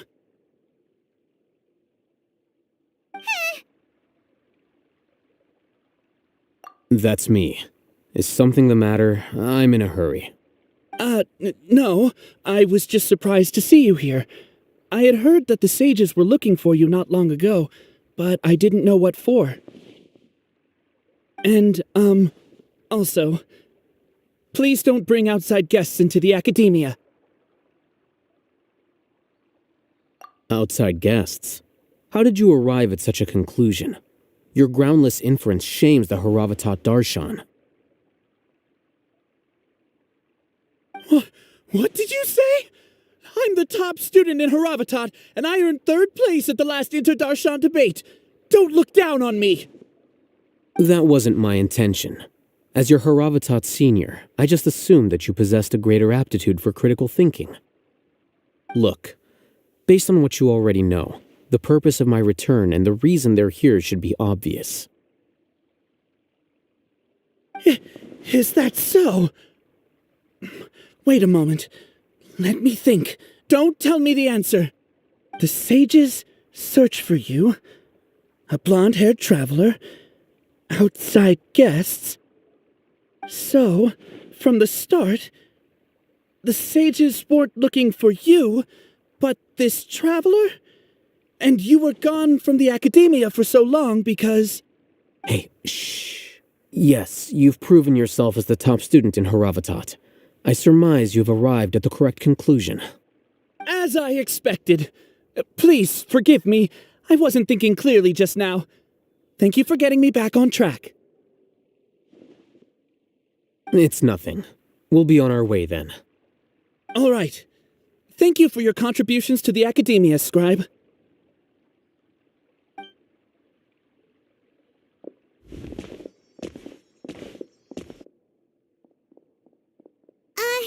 What the heck just happened now? What did he just guess? I'm afraid I don't know either. You have no idea? Mm-hmm. He convinced himself of whatever truth he came up with. That is the so-called pride of a scholar. If someone questions their academic facility, they will instantly feign understanding to keep up appearances. Nowadays, the Akademiya is rampant with this type of scholar. Their obvious farces of intellect only serve to highlight themselves as fools. Wow, so there are special ways to deal with smart people. We don't even need to make up our own excuses. We shouldn't waste any more time. It would be problematic if we missed our window of opportunity. Let's go.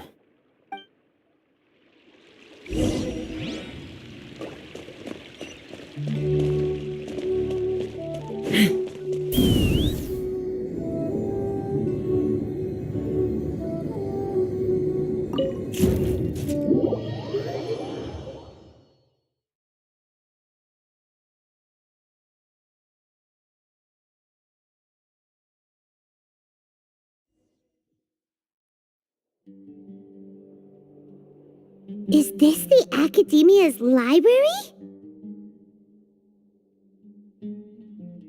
Indeed. Known as the House of Dana, it is quite possibly the most extensive special collections library in Teyvat. There are a lot of students going through here. Is it really okay just to waltz right in? The Akademiya marches to a fast beat, especially since it's Nagarbaha Day. They're all occupied with their own matters. Just act natural. Now, hurry along.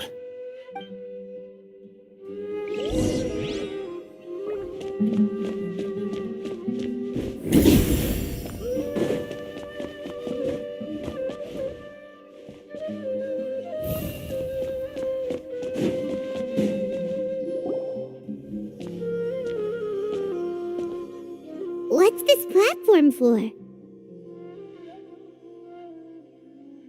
It's a lift that Akademiya personnel use to access higher floors. Are we gonna take it then?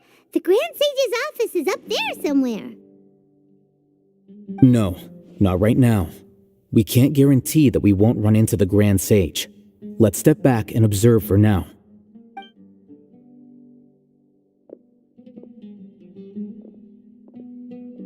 You think the Grand Sage will exit from there? And after he does, we'd sneak past him? Ooh, Paimon thinks that's really dangerous. Who knows? However, if we can confirm Azar's current location, our operation will be much safer if we... Allow me to offer you a hint. If you wish to know his location, look behind you. You're... What's Grand Sage Azar doing here?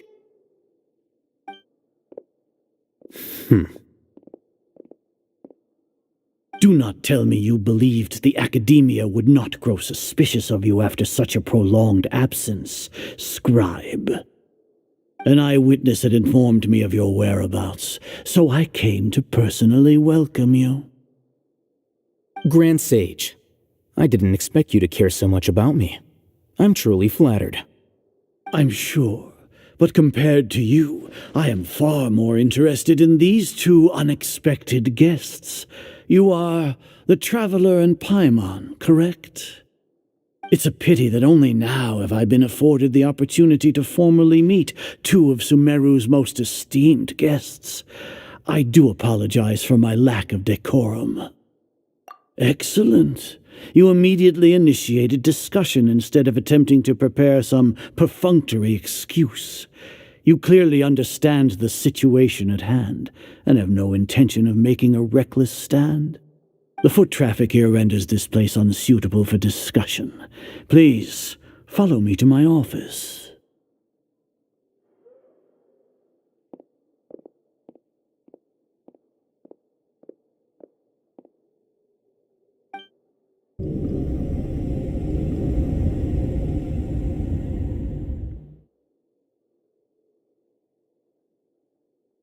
This place is crawling with guards. There's no way out for us. All right then, Traveler. What did you wish to discuss with me? Today is Niagarbaha Day, so I still have many responsibilities to attend to. There is little time for idle chit-chat before I detain you all. You seem to know quite a bit about our endeavors. If that is so, then you should be praising our great work, rather than using your trivial misgivings in a futile attempt to sway me. Trivial? Then tell me, what do the Fatui want from me?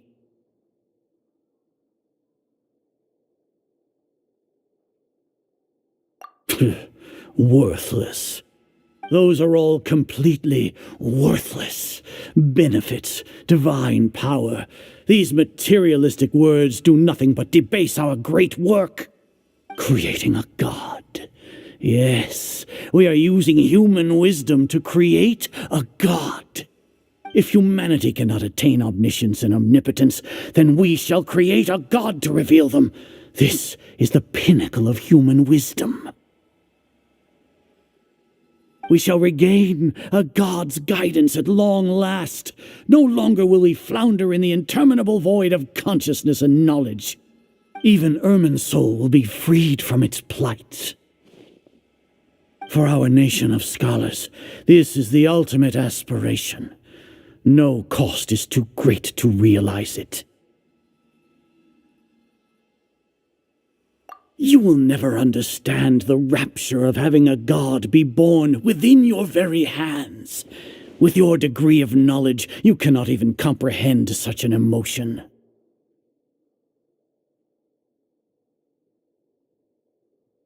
Gods exist on a plane that far eclipses humanity's. Lesser Lord Kusanali, what can she even do? Care for the people? Fend off sandstorms? Fabricate silly fairy tales? These are but child's play for the Akademiya. Does that make us equal to the gods? We are a people favored by Greater Lord Rukadevata. Though I may have personally not seen it, our forefathers bore witness to true wisdom. The ascension of the Lesser Lord has brought nothing but bewilderment to the scholars. They all ask, is that truly what true wisdom is supposed to look like? With that in mind, it is better to keep her isolated in the sanctuary of Suristhana, so our academy will not become embroiled in turmoil. What a pathetic justification! Do you really think that only the super smart or powerful should be able to call themselves gods? As per your judgment, Grand Sage, they are indeed dangerous individuals. Not only are they acting against the Akademiya, but their ideologies have the potential to lead scholars astray. Looks like there really was merit in my assignment. Alhaitham? Are you talking about us? Anyway, I've brought them to the Akademiya as ordered, but it took some time and trouble. Oh, that reminds me. Here's the investigation report you had requested. It's a summary of my time spent with the Traveler, an array of information about her ready for your perusal. Alhaitham? So you're still on the Akademiya side! We finally started to trust you!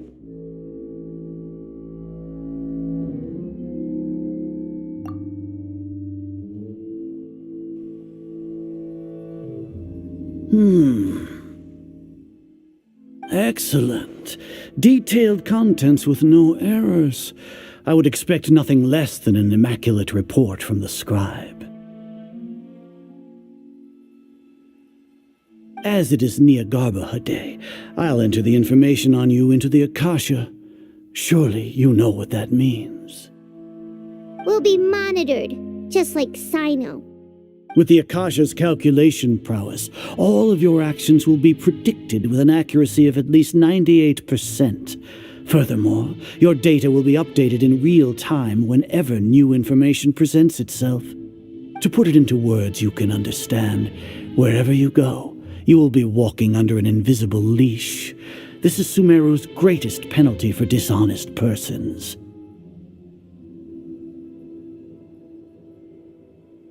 Are you not familiar with the concept that great responsibility begets an equally great suspicion? In any case, you are Sumeru's most concerning external variable. Locking you down will greatly decrease the chance of any undesirable outcomes coming to pass. You're despicable! Despicable? Perhaps from your perspective, but I suppose you had mentally prepared yourselves for this, no? Your ploy was to sacrifice the Traveler here, was it not? Lord Azar, I know what you're trying to say, but I've been following your plan this entire time. Why are you doubting me at this juncture? Must I delineate your entire plan? Very well, I will spell things out. First off, I received an eyewitness report that you were spotted with the Traveler at Caravan Ribat. However, you immediately departed for the desert and escaped surveillance range. Judging by the time, you all likely encountered the truant General Mahamatra in the desert. Am I correct? Maybe Paimon shouldn't have mentioned Sino just now. The Akademiya had not received correspondence from its scribe for a prolonged time. You were also in the company of the Traveler, a close associate of Lesser Lord Kusanali and General Mahamatra Sino, who had defected from the Akademiya. With their instigation, what was the probability that you would betray the Akademiya? Rationally speaking, 50%? 70%? What do you think? Regardless, that's only a guess. The facts are that I've brought the Traveler right before you, and I gave you my report. Indeed, your boldness deserves praise. To think that despite status as an outlander, the Traveler is still willing to sacrifice for the sake of your plan. If I'm correct, you have a contingency plan to save Lesser Lord Kusanali and ruin our great work. Sneak into the Akademiya on Niagarbaha Day, using Alhaitham's status as the scribe, for there is a good chance that an opportunity to save the Lesser Lord will arise. Should your intentions be discovered, Al-Haytham will turn traitor and sacrifice the traveler, thus proving his innocence.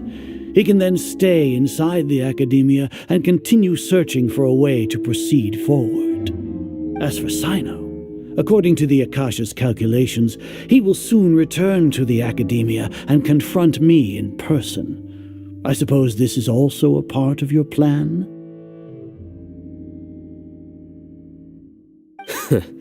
You'll see me as a traitor regardless of what I say, no?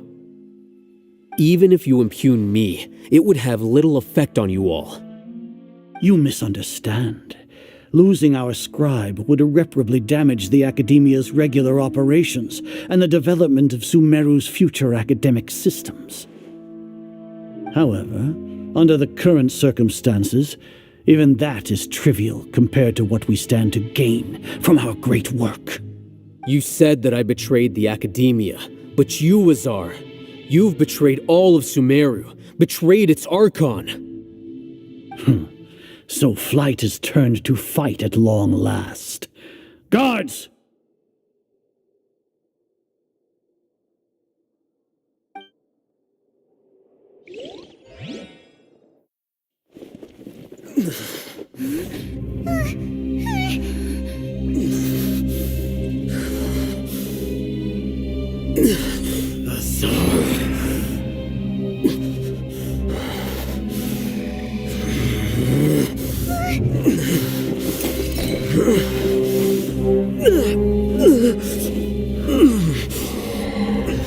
Well, what do we have here? So you stole that divine knowledge capsule. Traitor! You traitor! Even the most rational scholar will yearn for the power of a god in a moment of desperation. Aren't you doing the exact same thing as me, Al-Haytham? Unfortunately for you, no god will lend you their power. Azar!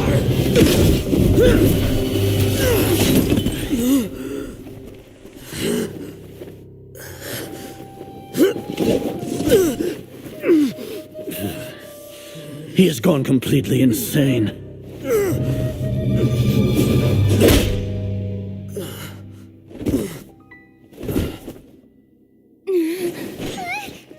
Take him to the Matra and exile him to Aru village. Then find someone to take these two to the confinement room. I'll deal with them later. Grand Sage, we've finished all required preparations for Nyagarbha Day. We may begin to enter the capsules now. Excellent. You may begin.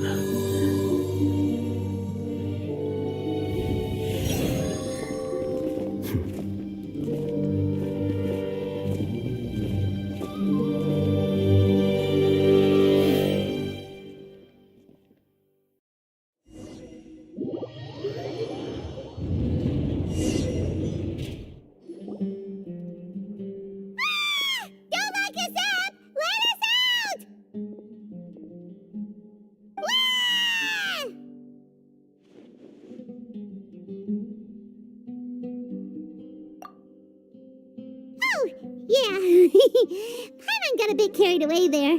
How was Paimon's acting just now? Great, huh?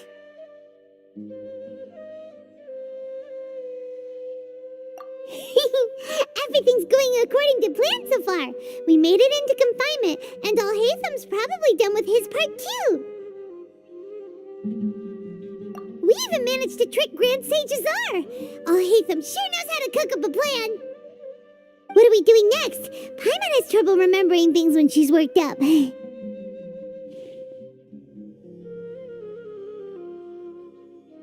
Right. Paimon thinks it went something like this. Apart from that, we still have yet another goal in the first stage of our operation, which is to send the Traveler to the confinement room. What? Why do we want to get her locked up on purpose? She's always been the person the sages are most afraid of, as well as the greatest obstacle to the successful implementation of their plan.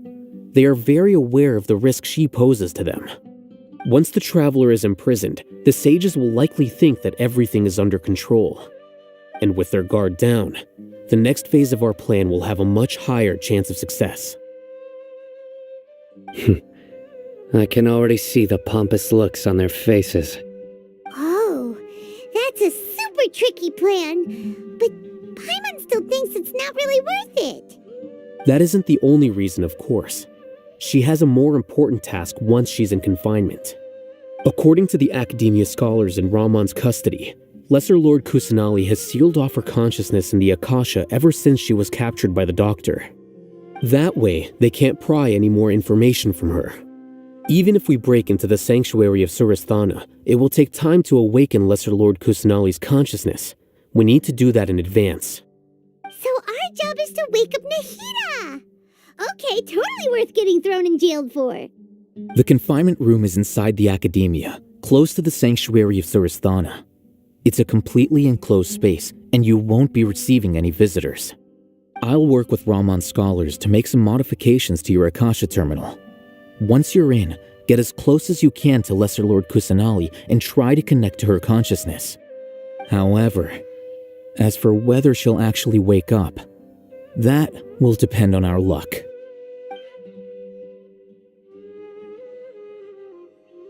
Oh, no wonder you've been wearing your Akasha terminal today. It's the one that Al-Haytham modified. Paimon thought they'd take our Akasha terminals when they locked us up in here. Were they being careless? Alright, so what now? Sounds easy enough. We can finally talk with Nahida after all this time. Let's do it.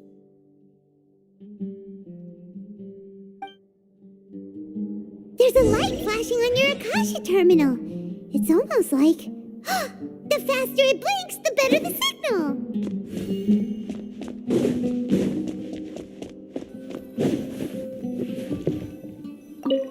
Whoa, it's Mora! Ooh, Mora! No, Paimon, we're not here to hunt for treasure.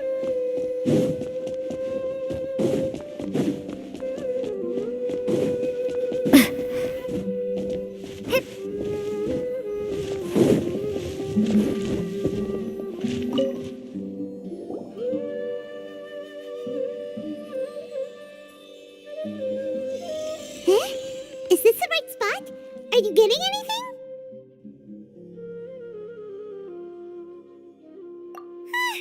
Please work.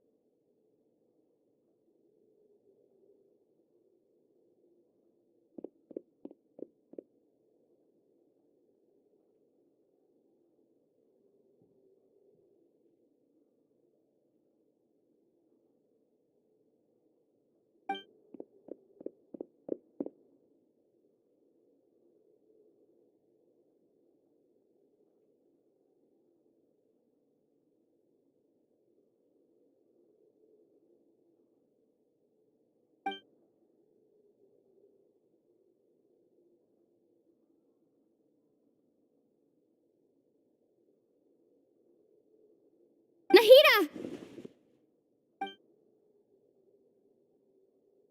Hey, Nahida!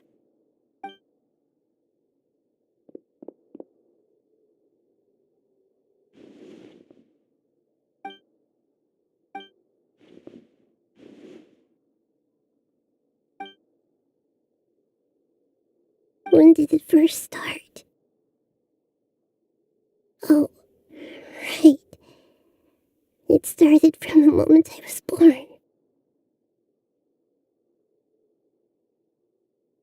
I want to become a worthy Archon. So I've kept studying.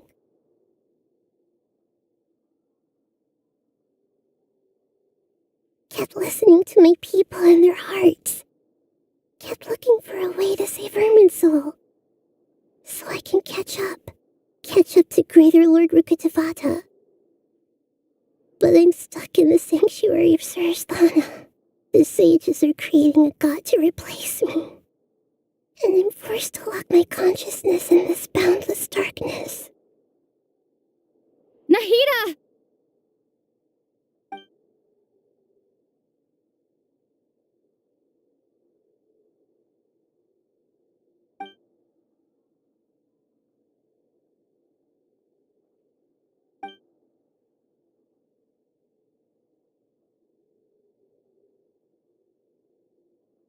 Nahida!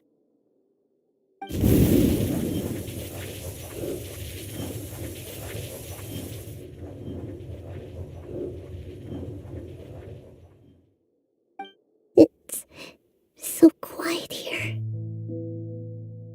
Now that I think of it, I don't think I've ever actually listened to my own inner voice. Do Archons have them? Should Archons have them? Have I been doing the right thing? Am I really not needed? How do I really feel about all of this?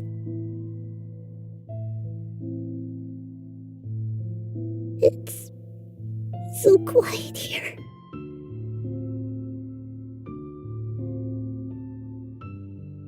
Since you're the god of wisdom, you've known the answers to all these questions since the very beginning, haven't you? Who are you? Whose voice is that? It sounds familiar.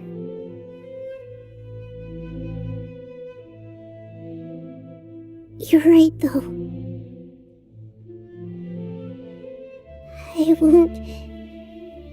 I won't ignore my own voice anymore.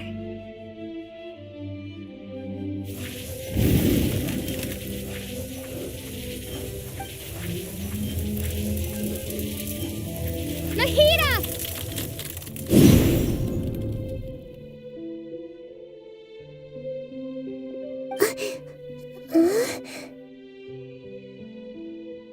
Nahida? Did you wake me up? Thank you. Why are you here? We're here to rescue you. Are you alright? I'm fine. It's just... when I think of everything that's happened to me, I feel really angry now.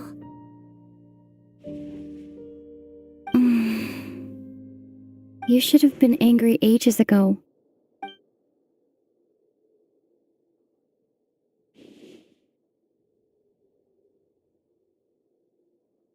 Huh? Oh, you're back! How's everything? That's wonderful news! Great! We weren't locked up for nothing. When you went to wake up Nahida, Paimon was listening for any sounds outside. You were out for a long time. There are fewer and fewer scholars going about now. You think everyone's done with their Nyagarbha day stuff? Yep, so that means our next act is Nilu's performance.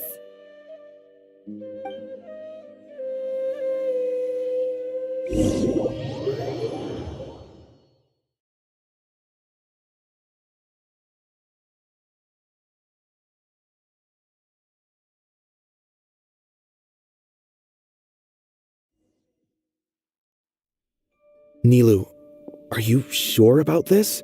You're taking such a great risk for them. I'm sure, and I'm going. You know that I don't like to pass up any opportunity to dance, and this one is especially important. All right. You seem to have a lot of trust in them, so I won't say more on the subject. But if anything happens, the few of us here may not be able to help you. Don't worry. They've been through worse. Everything's going to be fine. All right. You know, if you really do get arrested, we'll do everything we can to get you back. Be careful, even if it's only for our sakes. Thanks, Mr. Zubair. You're so very kind.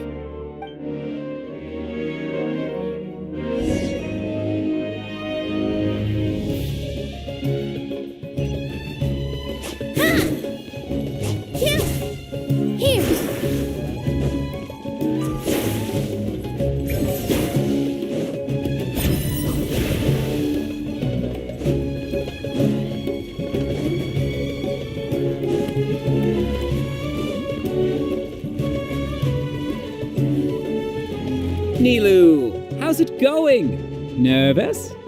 Definitely more than usual. But it's because I'm worried I won't dance well enough. It's okay. Just focus on your performance. We'll take care of everything else. You sure know how to talk. Taking all the credit, even though we came here together to help out. Well, thank you both. I'll have to treat you to a meal after all this ends. I really, really appreciate all of your help. Ooh, that sounds great. Huh. How can we say no to that? All right, let's get back to business. Nilu, we'll be here to keep people from going to the Akademiya so they don't interrupt your performance. I was planning on telling them something like, the Akademiya has been conducting a weird experiment, and some of their test subjects escaped. It's really dangerous there, so stay away. Oh, you couldn't think of anything better? Oh well, I guess it does sound like something the Akademiya would do. I think it sounds great. I'm counting on you guys. Don't worry, it'll be a piece of cake.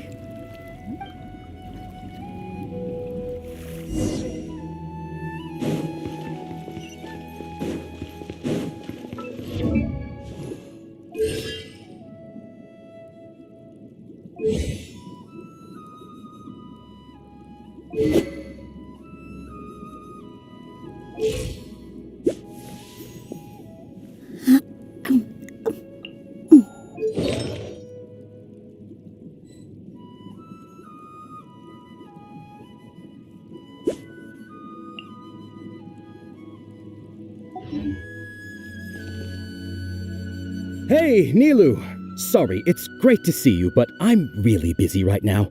Our Bait People Away with Yalda Candies plan is working beautifully. Do you want some candy? We have more than we can give out. Vihar, thank you so much for doing all of this. And even dressed up as the Knight of Flowers, no less. I'll pass on the candy, though. I cut back on sweets in the period leading up to a performance, and I'm about to start one. You have a point. The stage is cleared and everything's ready, so you can start your performance at any time.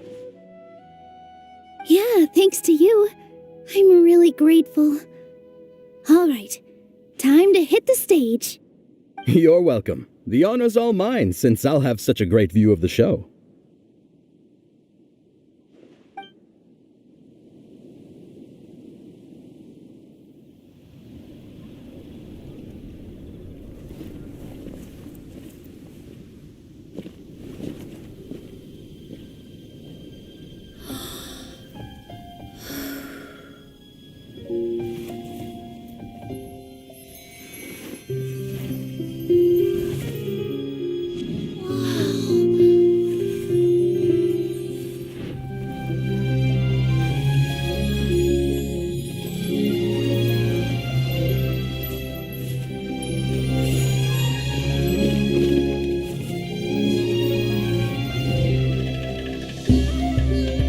I've never seen a performance like this.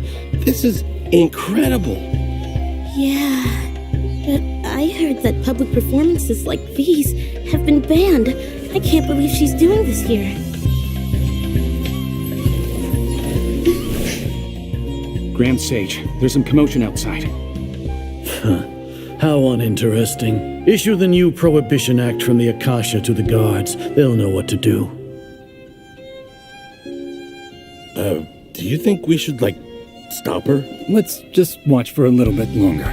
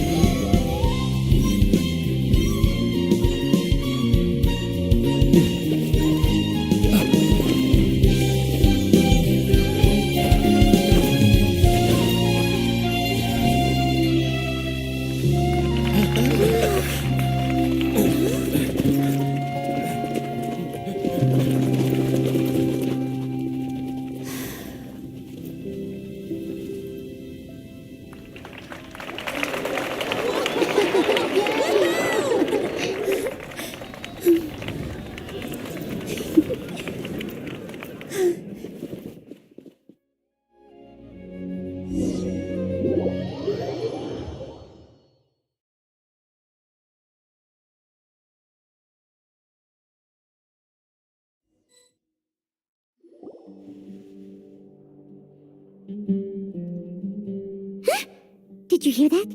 It sounds like a lot of guards just ran by. Does this mean the plan has moved on to the next stage? Yep. It's great that everything seems to be going well. Come to think of it, when did Al-Haytham replace the knowledge capsule that was about to be entered into the Akasha?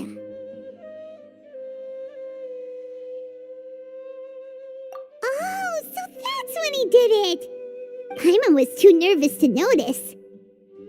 Speaking of, didn't Al-Haytham also yoink the divine knowledge capsule from that mercenary leader in Port Ormos when everyone else was distracted?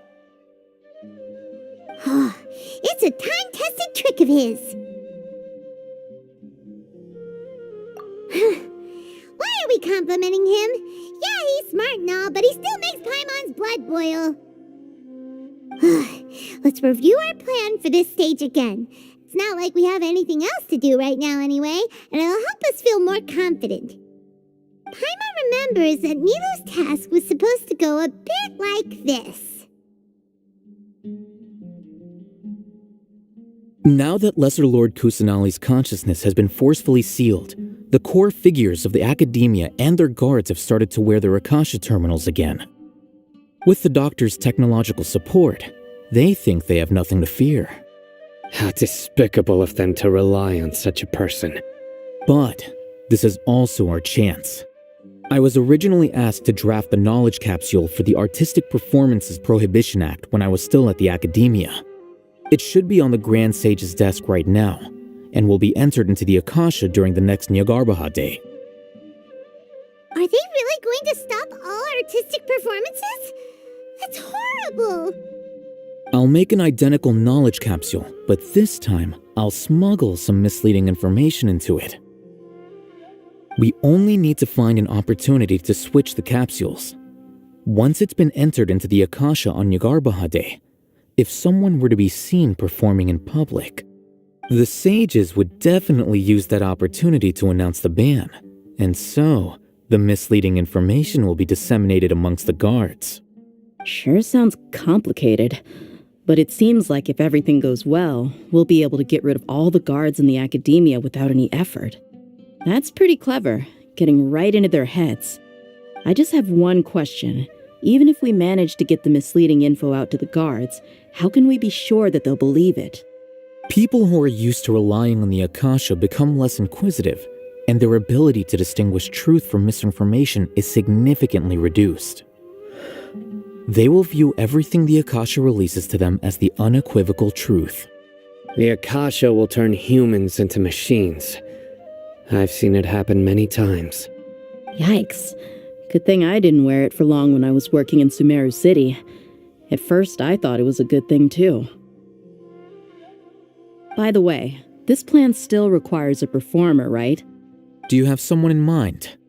Nilu of Zubair Theater. I know her really well. We can trust her.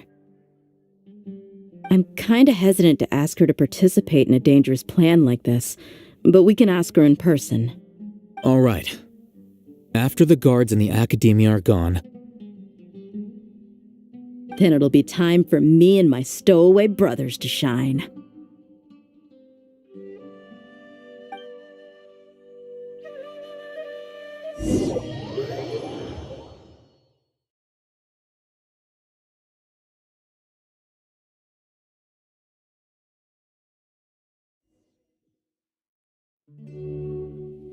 Here they come. Did you see that, Raman? They came out from the Akademiya in droves.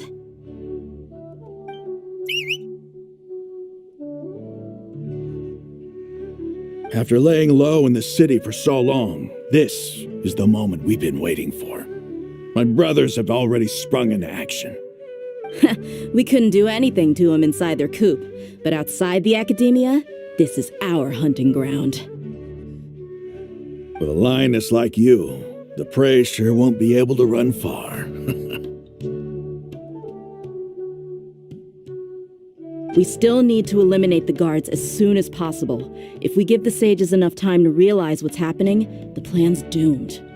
Yeah, all they've done is to sit on their cushy salaries and twiddle their thumbs all day while we fought and struggled every day in the desert. The only advantage they might have is their numbers.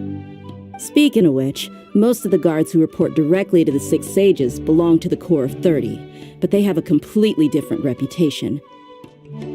Following those blasted sages every whim, throwing away all the principles of being a mercenary. As someone in the same profession, I'm obligated to teach him a good lesson today. Indeed, the trap has been set. All we need to do is lead them there. All right, let's each take a road and herd those scattered guards back into one place. Make sure to attract their attention. Isak will be the key. You gave such an important task to that child. Will he be okay? It'll be fine. Isak was so determined to help, so let's put our faith in him. Besides, even if he's caught, the guards would be too scared to do anything to him. They've never seen Lesser Lord Kusanali in person, after all. You've got a point. Anyway, I think I see them coming. Let's head out. Good luck.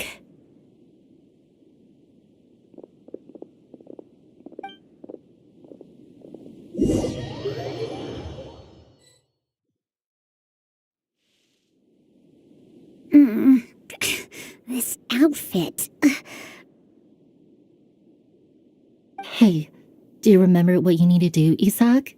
When the guards get here, you'll pretend to be Lesser Lord Kusanali and run away from them. Oh, yeah, I remember. Of course I do. I'm just a little nervous. Relax. Don't think about getting caught. Even if that happens, we won't leave you behind.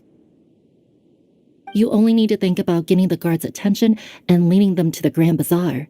Leave the rest to us. Okay, got it.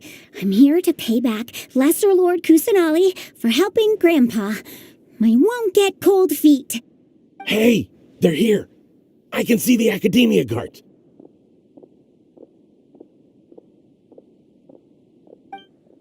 All right, it's time, Isak.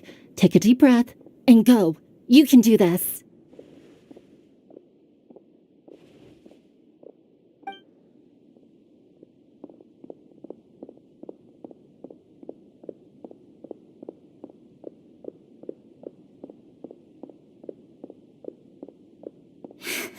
Why is there a guard over there? Did he already run ahead of me? This is different from our plan. But there's no time. I need to make a choice.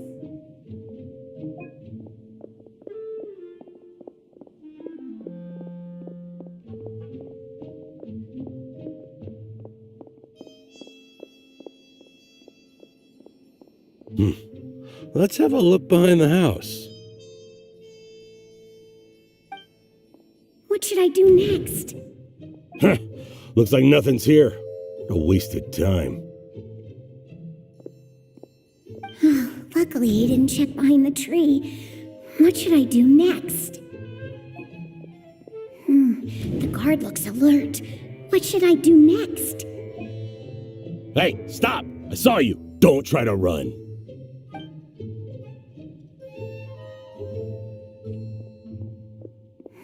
The guard looks alert. What should I do next? Doesn't seem like anything unusual's around here. Looks like the guard finally left. I need to go.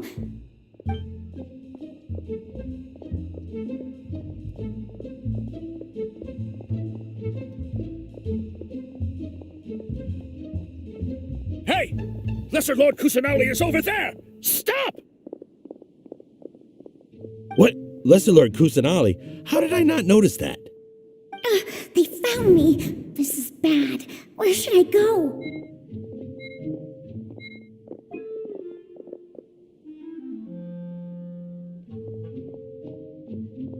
Hey! Lesser Lord Kusanali is over there! Stop! What? Lesser Lord Kusanali? How did I not notice that? They found me. This is bad. Where should I go? The target suspected to be Lesser Lord Kusanali has escaped into the Grand Bazaar. Assemble and arrest her!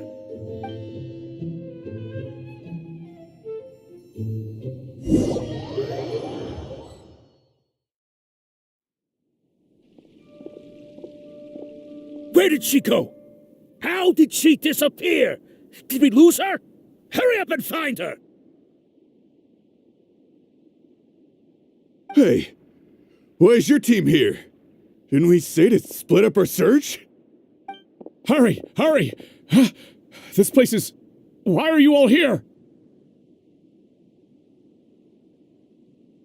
Yeah, isn't it one heck of a coincidence? Everybody's here. What on earth is going on? I suppose that's all of you? Who are you? Did you set us up? What are you planning? Phew, that was rough. I almost got caught. Little brat? So you're not actually Lesser Lord Kusanali. Who exactly are you all? Eremites from the desert? Just some colleagues. Think of this as a business competition, or a personal grudge. After stepping into our traps, stop thinking of yourselves as hunters.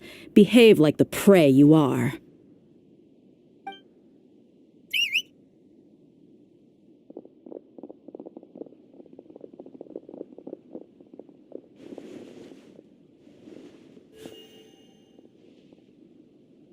An ambush?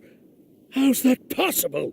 This is Sumeru City, but mercenaries from the desert somehow ambushed us! You've spent all your time hiding away in the Akademiya. This place has long since become our hunting ground. Brace yourselves!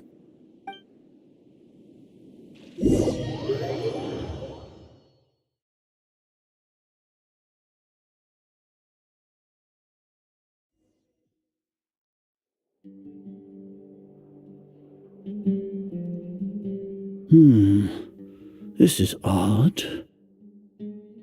The Akademiya has quieted down after the conclusion of the Nyagarbha Day ceremonies, but it's much quieter than usual. Where are the guards? Why have I not seen a single one? Guards? Guards! Grand Sage, how may I be of assistance? I called for the guards. Why did you come? My apologies, Grand Sage. Right now, all Akademiya guards have entered the city to perform the ordered arrest. I thought you knew. Arrest? Who is there to arrest? I have an ominous feeling. Arrest Lesser Lord Kusanali, right? Is that not what the order was? Lesser Lord Kusanali? You mean she has disappeared?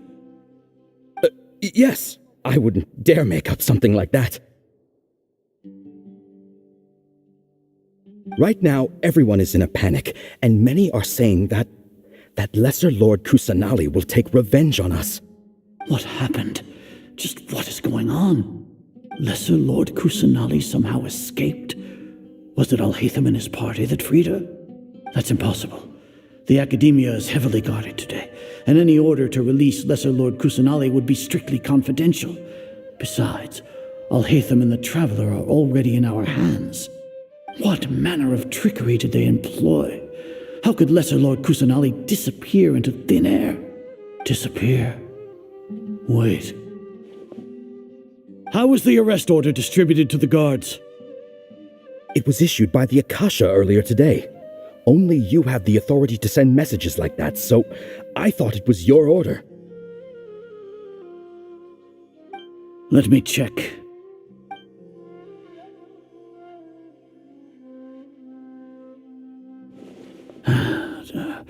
Here. Lesser Lord Kusanali has escaped from the sanctuary of Surasthana. Go to the city and arrest the escapee immediately. The Akasha indeed contains this information, and it clearly appeared in my mind. How did they bypass my permissions to issue this kind of message? Was it the report about the Traveler that Alhaitham submitted? No. I specifically checked that knowledge capsule before entering it into the Akasha. Could that have been a red herring? Well, even if I figure it out now, it won't make any difference.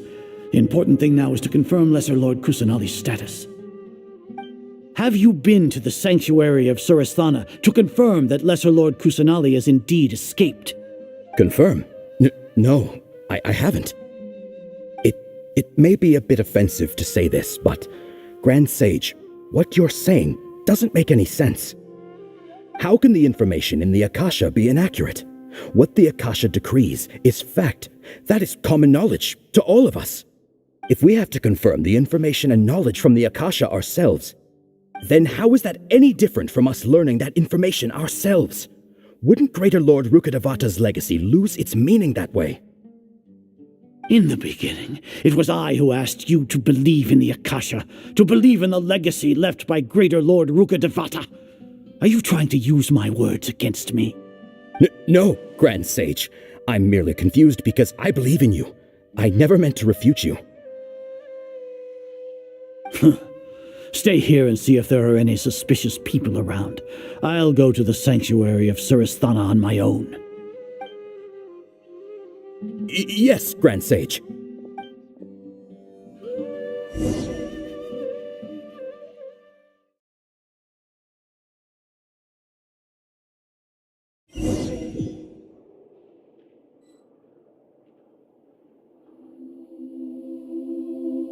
Lesser Lord Kusanali has escaped from the sanctuary of Surasthana. Go to the city and arrest the escapee immediately. How can that be? Just stop thinking about it. Stop. It must be a trick of theirs. As long as I personally confirm it. Ah! Impossible. That's impossible. There must be something wrong with my eyes.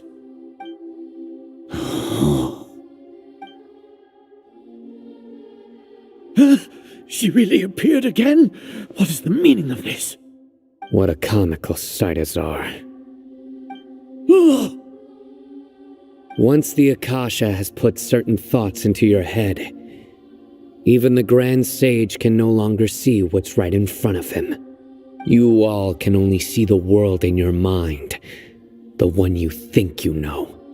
And precisely because of this, you disregarded Lesser Lord Kusanali's existence. She has been a wise and worthy Archon. Sino, have you been waiting for a chance like this?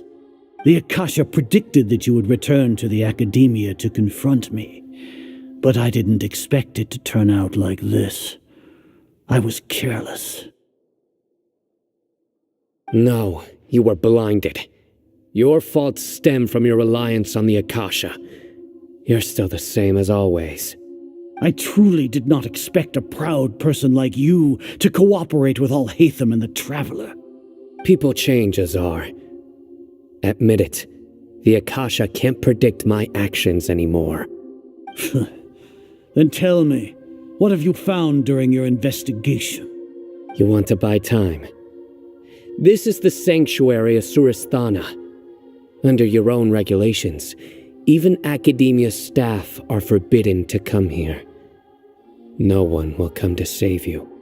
As for the investigation, I've at least confirmed that you are guilty of insurgency against the Archon. A serious crime. So what? Did you do all of this so I would plead guilty in front of you, General Mahamatra? No. I want you to plead guilty in front of the Archon herself. You once said that I had no standing to judge you. So now, how about judgment in the name of a god?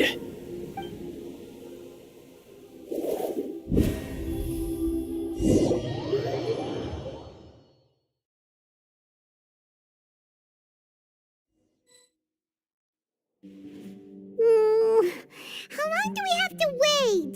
Paimon wants to know how things are going out there. Paimon hasn't heard any sounds outside for a while. Hopefully something bad didn't happen. Yeah, but aren't you scared that we might be locked up in here for the rest of our lives? Thinking about it, at least Paimon has you. We could still chat like this. When Paimon thinks of Nahida being imprisoned alone in the sanctuary of Surasthana, Paimon can't help but feel sorry for her.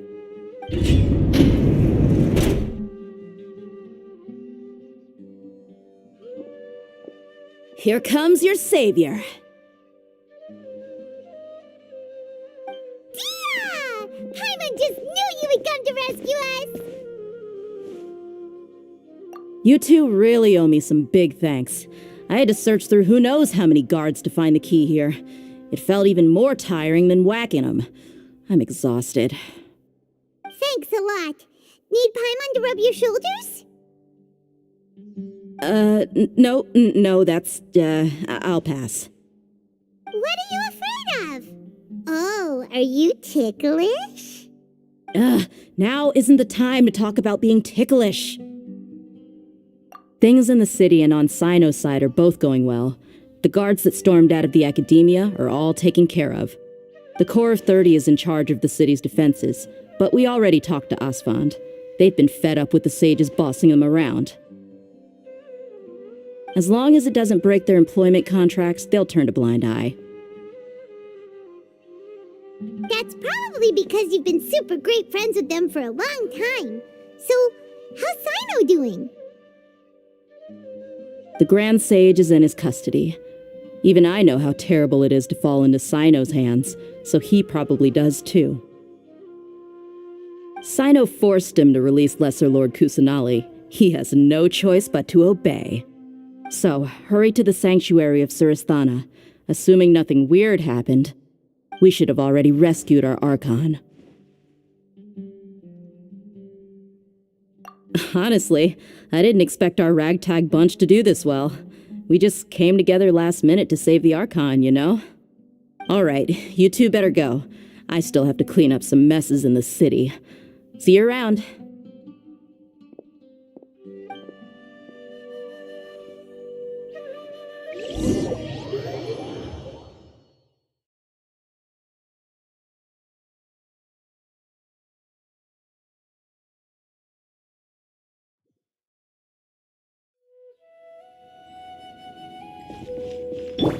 Take me up!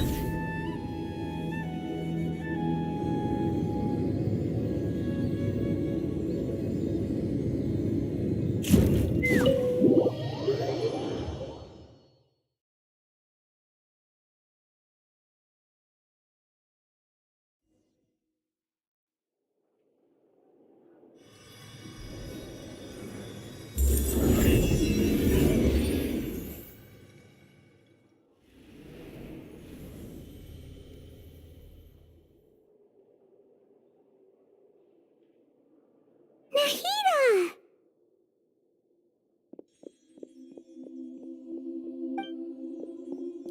They say it's nice to meet you. This is the first time we've met in real life. Before, we've only met in dreams, consciousness, or when I was in someone else's body. Thank you so much for coming to rescue me, but I also need to apologize. During this time, I did some self-reflection. My sense of inferiority and yielding to the Akademiya led to all of this, and created so much trouble for you all. Exactly! We're here because you're a good Archon and one of our friends! Thanks, you too. Amazing. So this is how it feels to walk out of that cage with my own body. It's like I just had an endlessly long dream. I can't even tell if I just woke up or was only now born into this world. My concept of self has become so clear. But now doesn't seem to be the time to indulge in this feeling. This is really embarrassing. You all just rescued an Archon, and now she needs your help to save her country, and even the entire world. It's okay. With you here, Paimon's sure that everything will work out. There's one more thing. What is it? For all the things the Akademiya did to me, and for all the folly it committed in the name of wisdom, as their Archon, I will make them pay. Ah! Wow! That's the spirit! You're finally standing up for yourself and not letting people walk all over you! I understand now. To be a better Archon, I first need to better myself. If you haven't even figured out how to be a caterpillar, how can you be a butterfly? Yes, true. That reminds me. I wonder how far along the Akademiya is with their god creation plan. We need to hurry and prevent the birth of that false god. I need to make some preparations. Since I'm now free, I can establish a direct link to the Akasha and control it. First things first, I need to remove the restrictions that the doctor put on me in the Akasha. After that, I'll make some adjustments and revoke the sage's permissions. The Akasha will then be like how it originally was, only operable by the Archon. After all, the Akademiya betrayed Greater Lord Rukkhadevata's trust. This might take some time. In the meantime, you should also work on your own preparations. If we don't stop the god creation plan in time, we'll be in for a tough fight.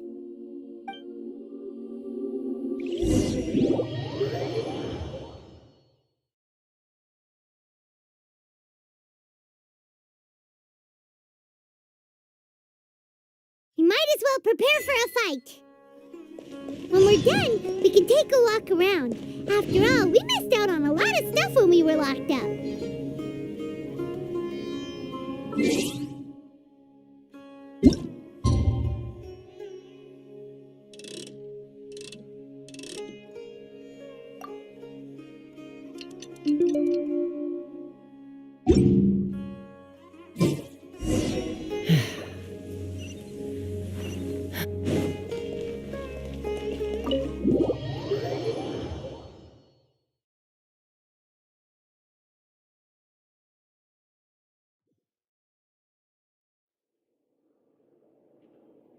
How's it going, Nahida? I'm done with the parts that needed my involvement to complete. Although it's my first time working with the Akasha like this, its internal structure and operation procedures are easy for me to understand. Greater Lord Rukkhadevata's design is truly brilliant. Oh, also, this is for you. Huh? What's this little floaty thingy?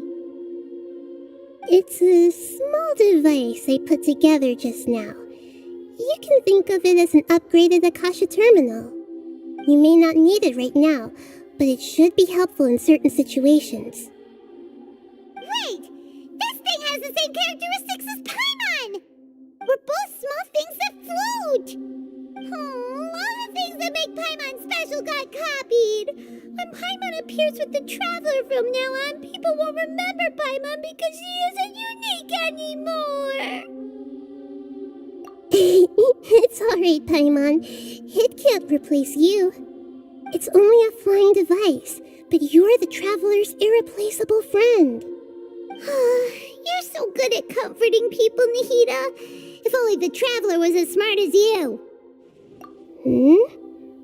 I was simply telling you what I feel to be the truth. I wasn't trying to comfort you. Nahida, you're a natural at this.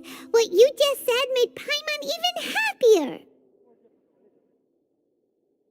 By the way, there's something I need to confess. Even though I'm the Archon and in control of myself again, I'm not very good at fighting. You may have heard that an Archon's power is derived from their people's faith. However, I'm not as well loved as Greater Lord Rukkhadevata. If we get into a situation where combat is our only option, I'll have to count on you, and I'll do my best to provide support. I'm glad I can rely on you. So the God of Wisdom isn't good at fighting? That actually sounds about right. I've located where the false god is. Time is of the essence, so let's skip to it.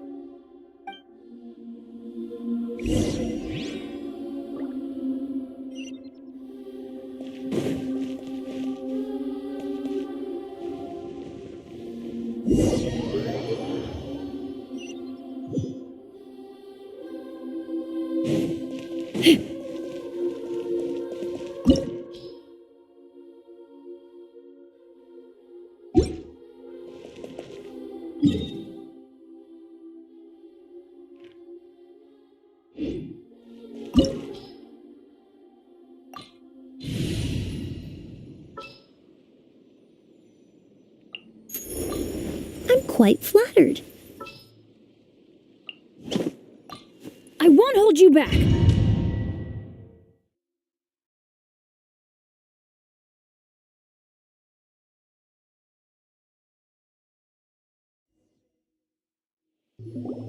What is this place? Is this really the way we need to go? Wow. Who would have thought there'd be a place like this hidden right slap bang in the middle of the city? The sages wanted to realize their god creation plan without being discovered. The safest and most convenient way would be to build within the Akademiya itself. That's true. They were already hiding one god, so why not two? Judging from the structure here, the project is a huge undertaking.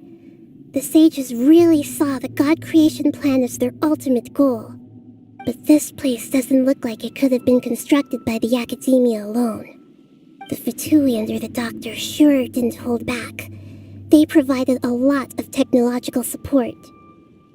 Yeah, or else they wouldn't have been that generous.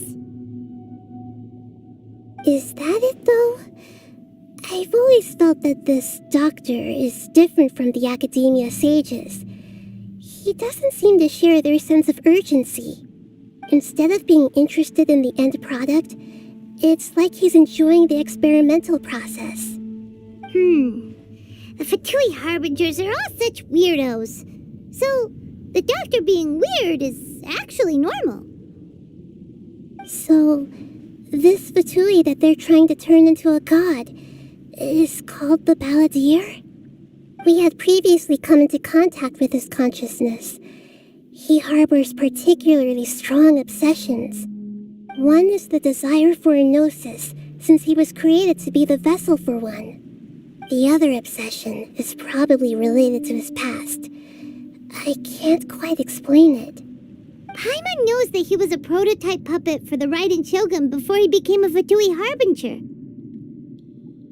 That's why he wants a gnosis so badly. There's no way he'd willingly be a test subject. Not with that temper and ego of his. It sounds like you know the Balladeer quite well.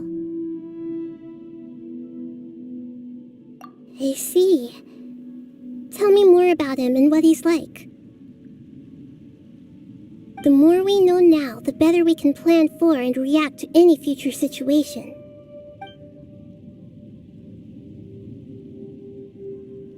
I see. How fascinating.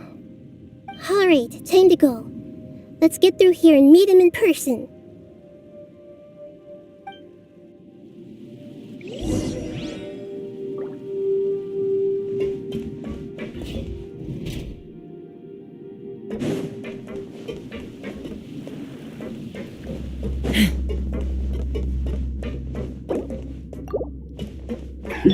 Neutralize! Everybody stand back!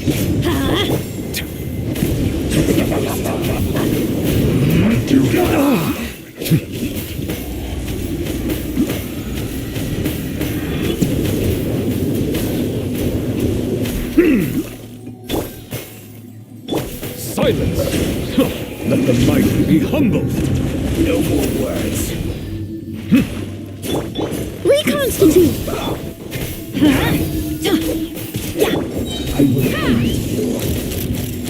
Open fire! Open fire! I guess this is it.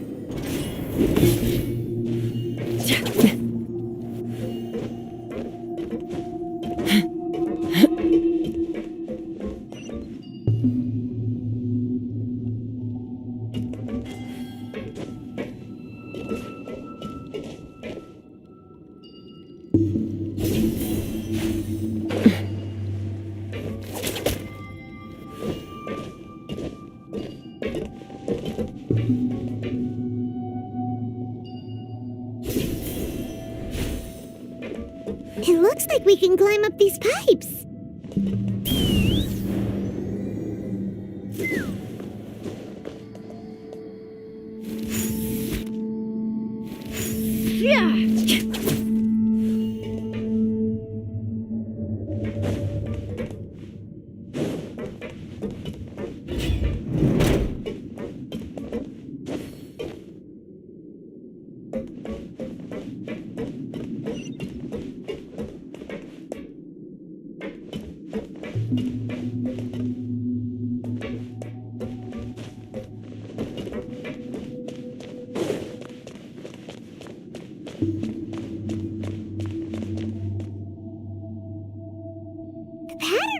Seems all messed up.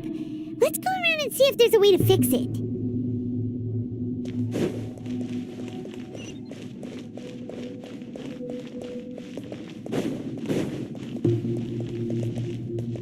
Let's fly.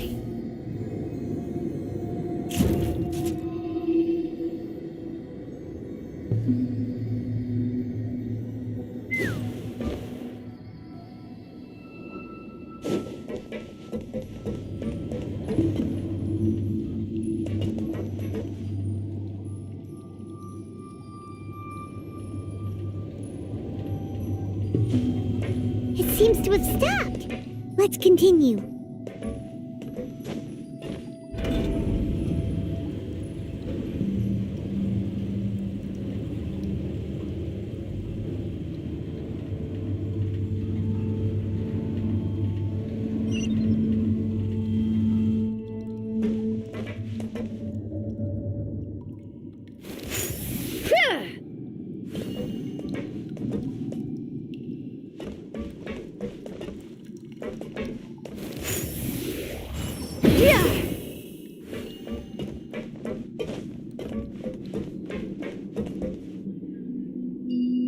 Take me up!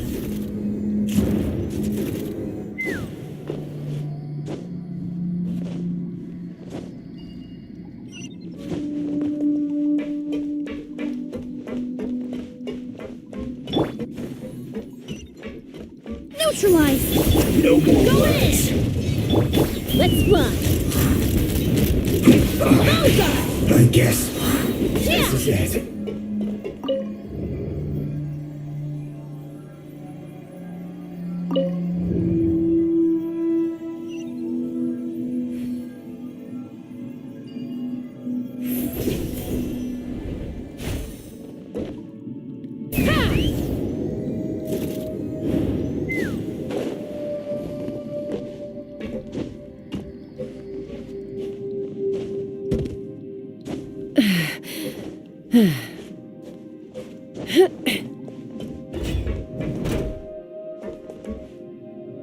You'll get frostbite. Frozen. Crisp. Frozen to death. Reconstitute! I was poorly prepared. Now you're not going to cooked food. Disgusting. Open Leave fire! so soon. Bow your head. You can't run from death.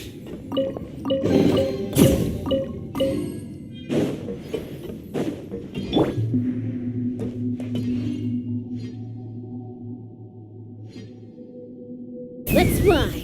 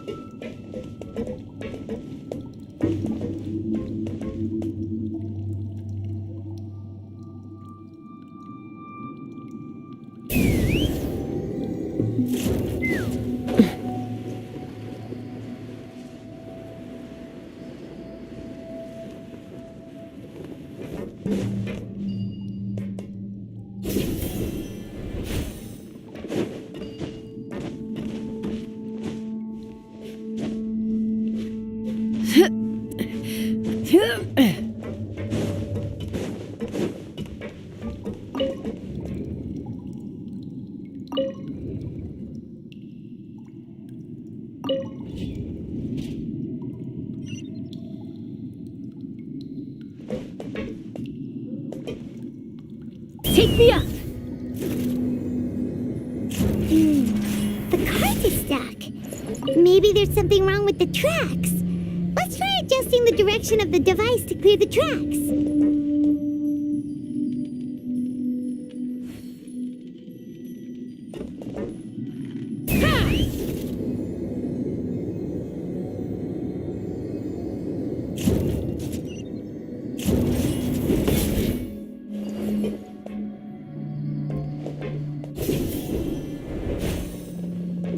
Let's fly! Let's move! Lock dodge!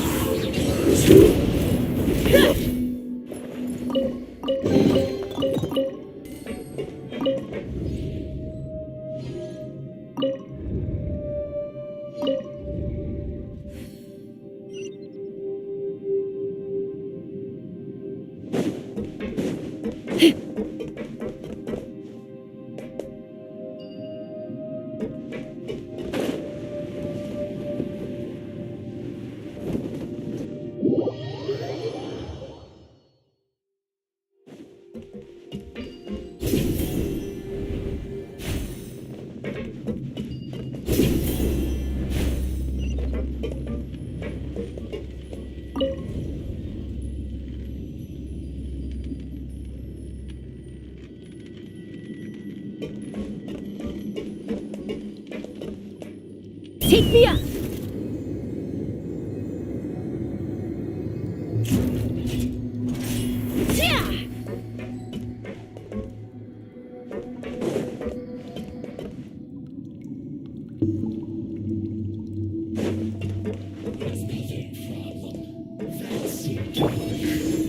Neutralize!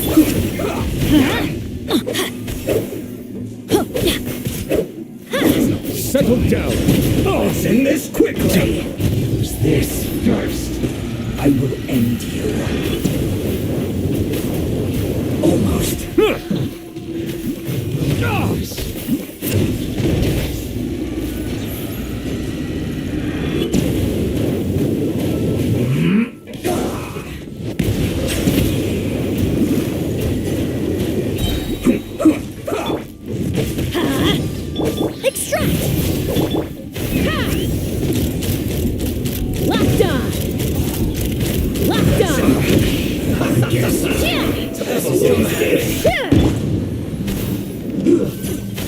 Teamwork is dreamwork! Let's fly! Open fire! Let's move! I miscalculated. Bullseye!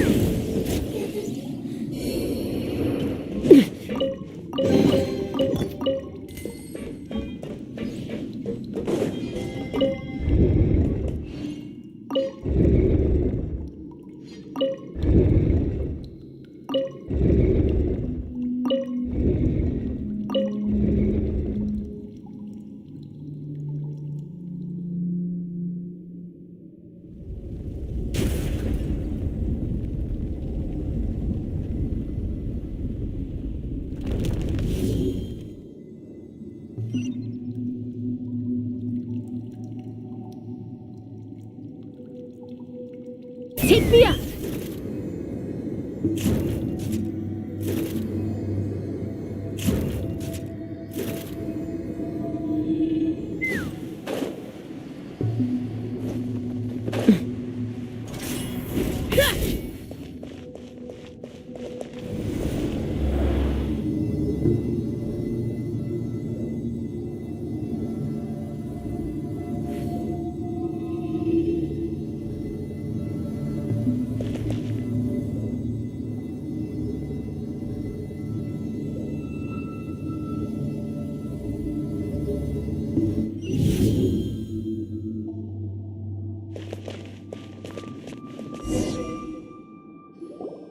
Looking at its operational status, we must prepare for the worst. The god they wanted to create is likely close to completion or already completed. Oh no! What should we do? Paimon can't imagine how hard it would be to fight against a Fatui Harbinger with a Gnosis. Are you nervous, Paimon? If you really want to know, of course Paimon's nervous! Aren't you too, Nahida? Yes, I am. This is probably the first time I faced with a calamity of this degree since my birth. I feel not just nervous, but curious as well. Curious? Curious about what? Curious about our fate. To me, everything we perceive in this world, everything we learn, and everything that happens to us is considered knowledge. And if it's a form of knowledge, then it can be understood.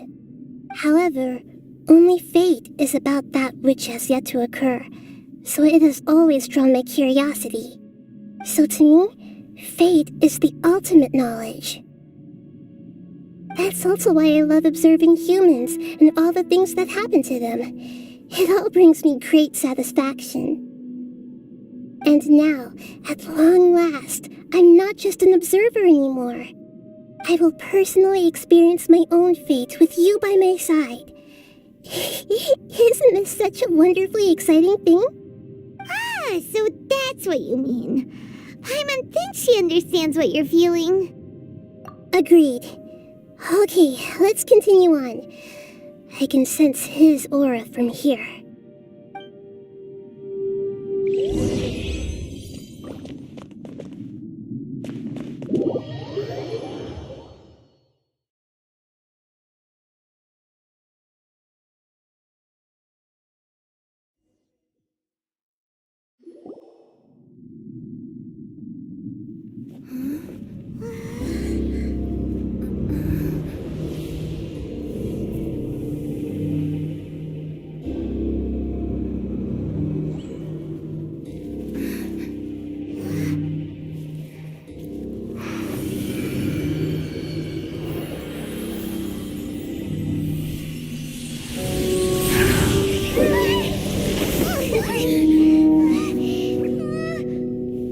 Who would have thought the world would be so eager for my birth? I remember you, Booer, the god of wisdom, and standing beside you, the traveler. Is he all-knowing and powerful now like Greater Lord Rukkhadevata? No, I can't feel the same kind of divinity I felt from the Greater Lord. It seems that the sages didn't get the chance to infuse the divine knowledge capsules into him. But even still, he has undoubtedly become a true god now. So we're too late? The Balladeer has already become a god? The Balladeer. A long bygone title. When my spirit ascended to divinity, I felt as if I had existed for the same number of epochs as heaven and earth. Looking back, the existence of what once called itself Kunikazushi appears infinitely small and ugly.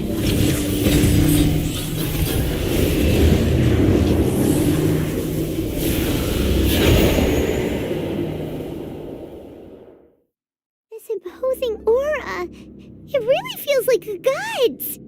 A body that capitalizes on the Balladeer's original construction as a mechanical puppet, with the Gnosis serving as a constant power supply. How much effort and resources did the sages put into this? From a purely technological perspective, it's a commendable achievement indeed. It's no exaggeration to say, this is the culmination of human wisdom. You sure are something! Dishing out compliments at a time like this? But I don't think he's reached the spiritual height of a god.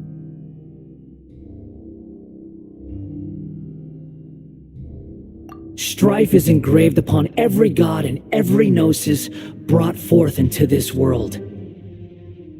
Can you feel it? The exhilaration of such power and the thrill of anticipation for our contention. Nahida wouldn't feel the same things as you! Do you not realize that you are interrupting a conversation between gods? Lowly creature, know your place!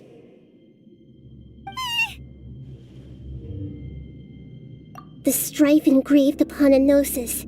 You're talking about the Archon War. Tevat's current peace was not easily won.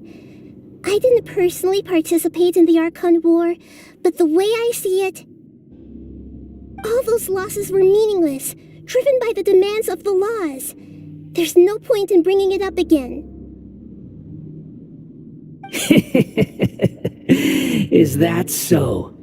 Yet I am deeply disappointed that I was never allowed the fortuity to personally participate in the Archon War.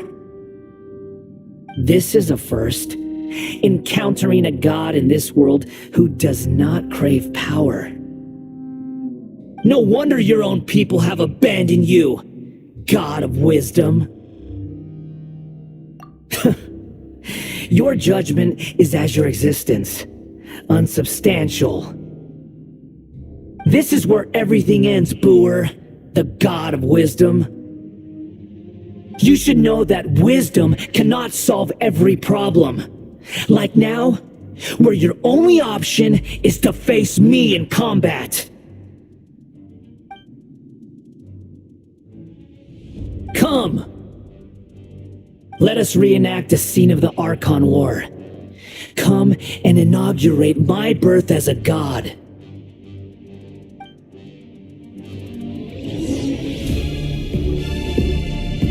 Neutralize! I'm going in! Be sanctified.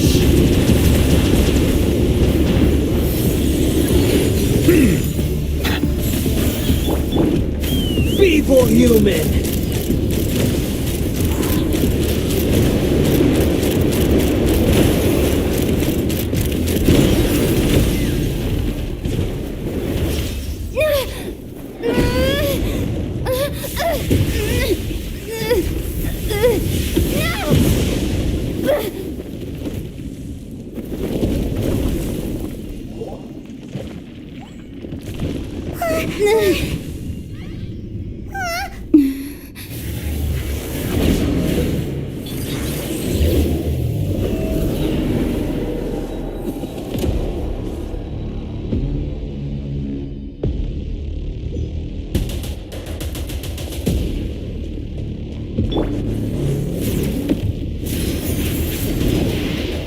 Burn to oblivion! Let's rock!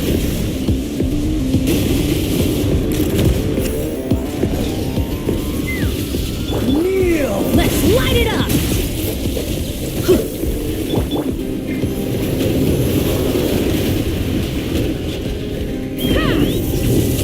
Open fire! Bullseye! Bullseye!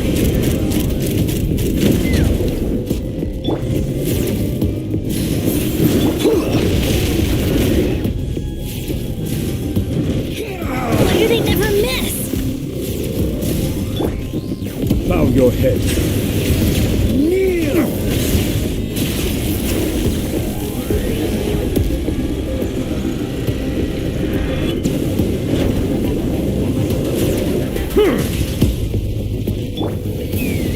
Reality? Open fire! Pain!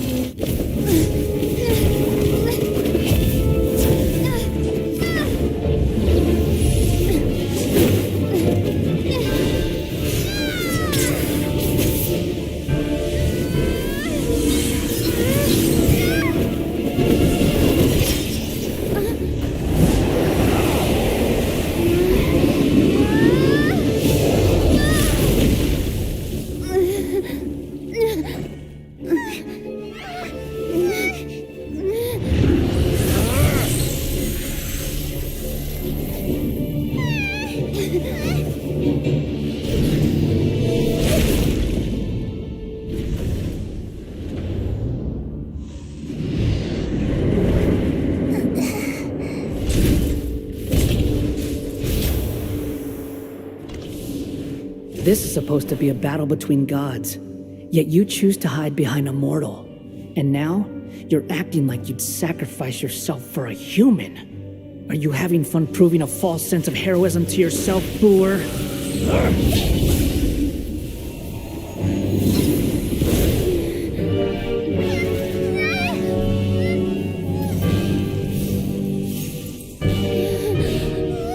The data collection is almost complete. Do you even know how many times you've tried to take my gnosis from me?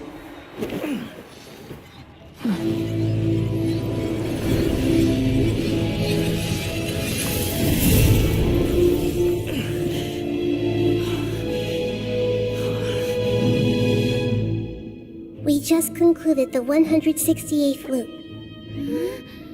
Did you know that in the effort to create you, the people of Sumeru were forced to live through the exact same number of Sub-Zerus festivals and Samsara cycles?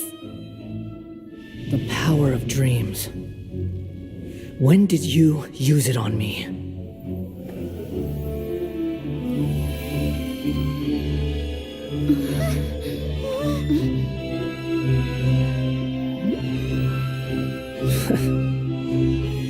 You can't even defeat me in a dream. What do you hope to achieve with this little trick? Come, Traveler. Just like before. Allow me to awaken the memories in your dreams. All that battle experience! It's more than that. Compile everyone's wisdom in the name of the Archon. That is the original function of the Akasha. I've sent everything that happened just now to the people of Sumeru in the form of knowledge. I've asked them to help you find a way to defeat the false god.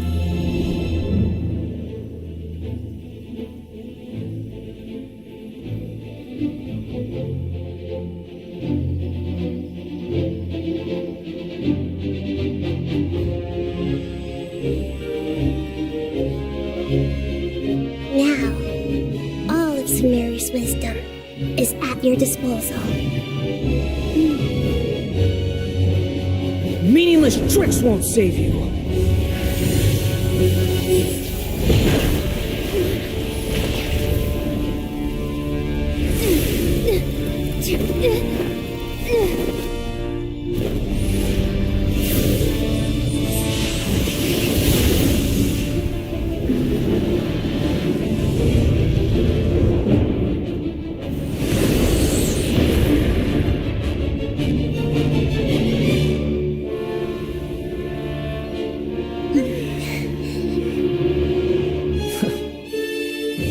Are you done with your tricks? Can I finally take this as a real battle between gods? I'll leave this to you, the first sage of Boor.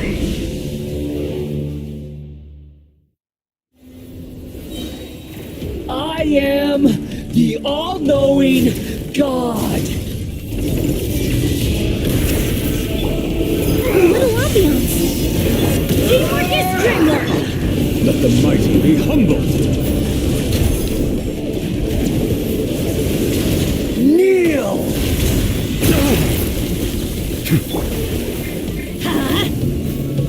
Off we go. Off we go.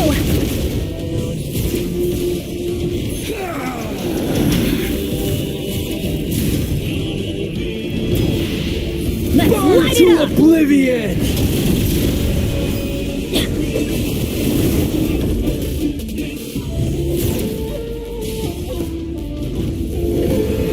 Reality is pain! Adventure! Off we go! Take me up! Good riddance! This is about to get cruel messy. World!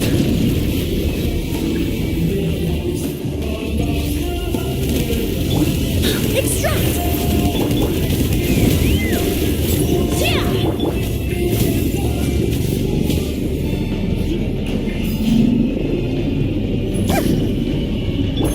Settle down.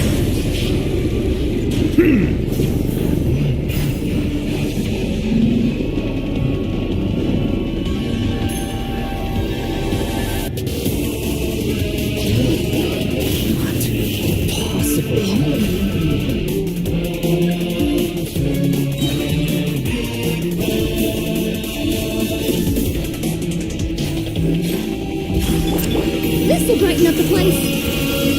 I'm going in. Be sanctified.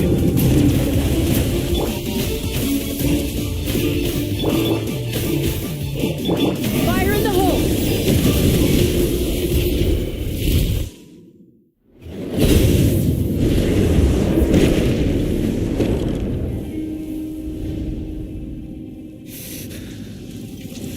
Humans. Filthy humans.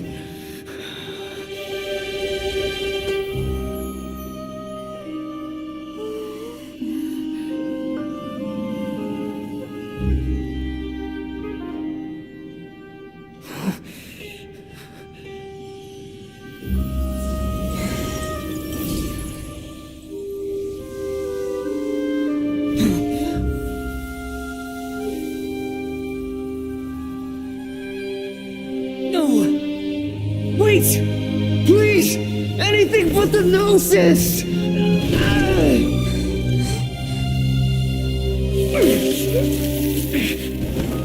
That's mine! Don't even try! I'll never go back!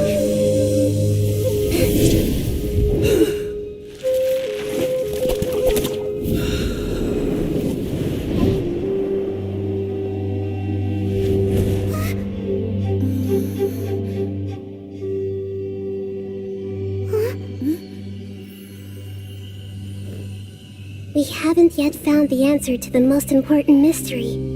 Irminsul is still waiting to be saved. With the power of another Gnosis, we may now finally understand the last memory of Greater Lord Rukkhadevata.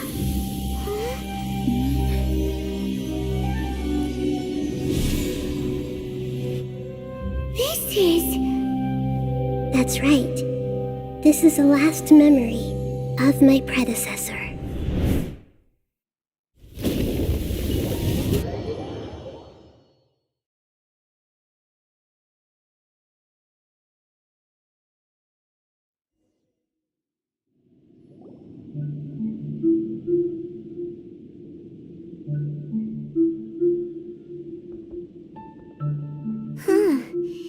This sure seems very different from what Paimon imagined. Shouldn't Irminsul be in this realm of consciousness? Yes, that is our destination. But I didn't expect the remaining consciousness of Greater Lord Rukkhadevata to be as polluted as this.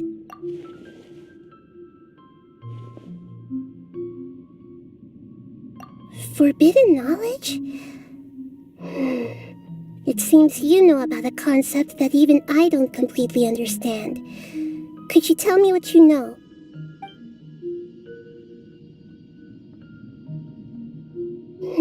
Your inference seems logical enough.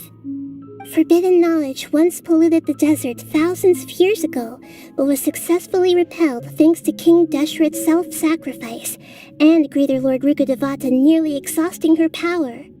Then, a second instance of forbidden knowledge pollution occurred during the Conria Cataclysm 500 years ago. But I'm afraid it is much more serious this time, with Irminsul itself already in danger. So, if we're in the remaining consciousness of Greater Lord Rukkhadevata, and it's also been affected by forbidden knowledge pollution, then does that mean, in order to save us, Greater Lord Rukkhadevata? Yes. It's very possible that she sacrificed her life in the fight against forbidden knowledge.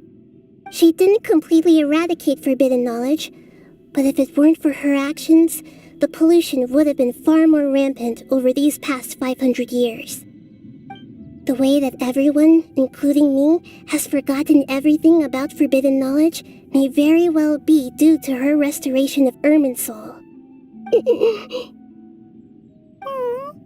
Do you feel sad, Nahida? I'm just sharing her pain. The pollution of her consciousness here is severe. There is madness, chaos, and pain all around us. Did she fight to resist the forbidden knowledge pollution in such terrible conditions, all the way up to her last breath? She even used her last remnant of lucid consciousness to leave a clue for us to follow. Yes, her words were distorted by forbidden knowledge, so that's all we could hear. But now, we have a chance to find the answer to this mystery. We can cross the polluted consciousness until we found the right path to meet with her lucid consciousness. And then, we'll let Greater Lord Rukkhadevata tell us the truth in person. Each of us need to be mindful of the state of our own consciousness while we are here. Even with the Gnosis' protection, we must always keep a clear mind. Otherwise, we could go mad at any moment. That's so scary. Don't worry, it should be easy enough for you to keep that mind of yours clear, Paimon. Let's go.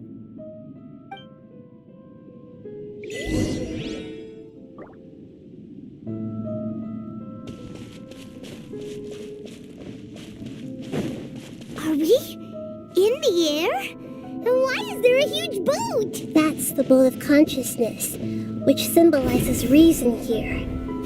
Its course is the direction... Wow! What are these? The monsters seem to have been affected by them.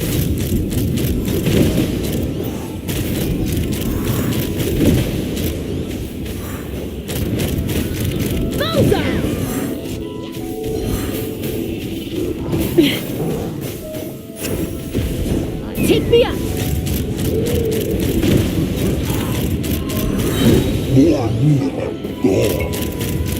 Locked on!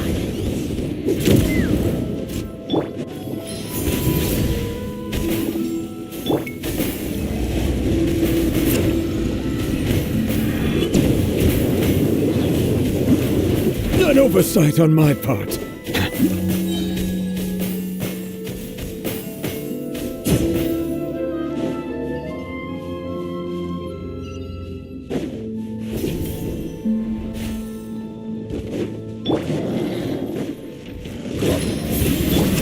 Teamwork is dreamwork!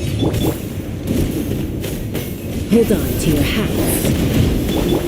Let the mighty be humbled.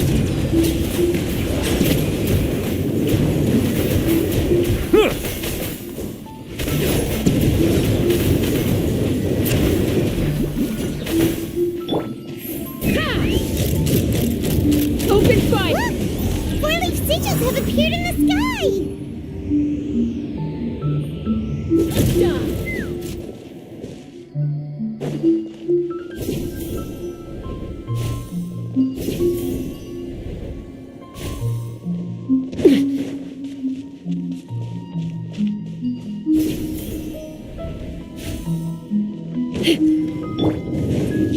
Neutralize! Let's run! Bullseye!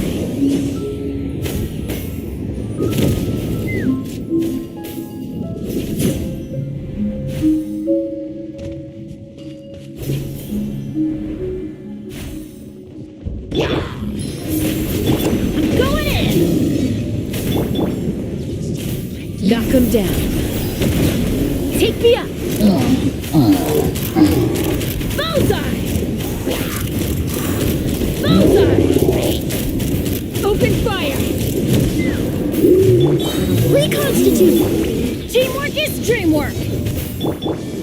Be sanctified. Silence!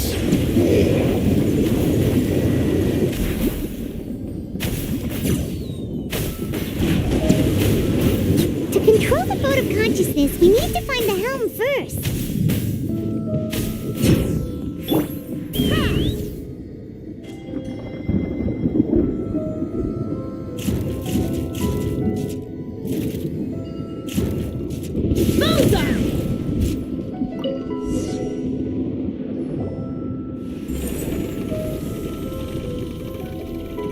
We changed direction.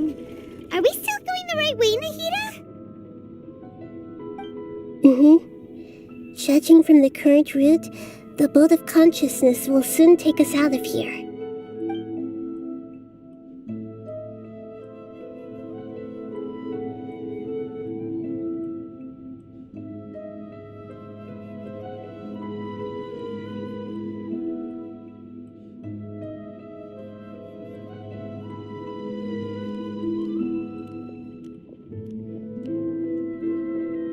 We'll be arriving at our destination soon.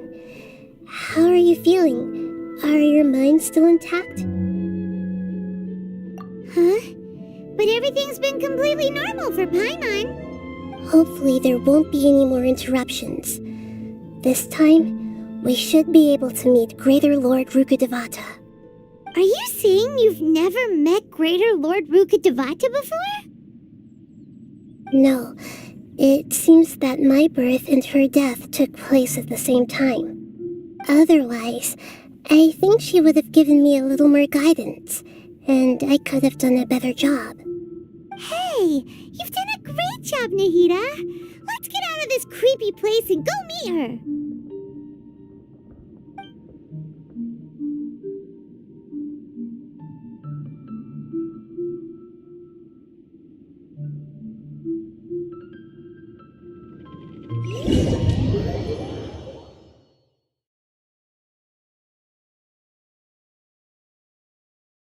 So, is this the place you were talking about? The base of Irminsul?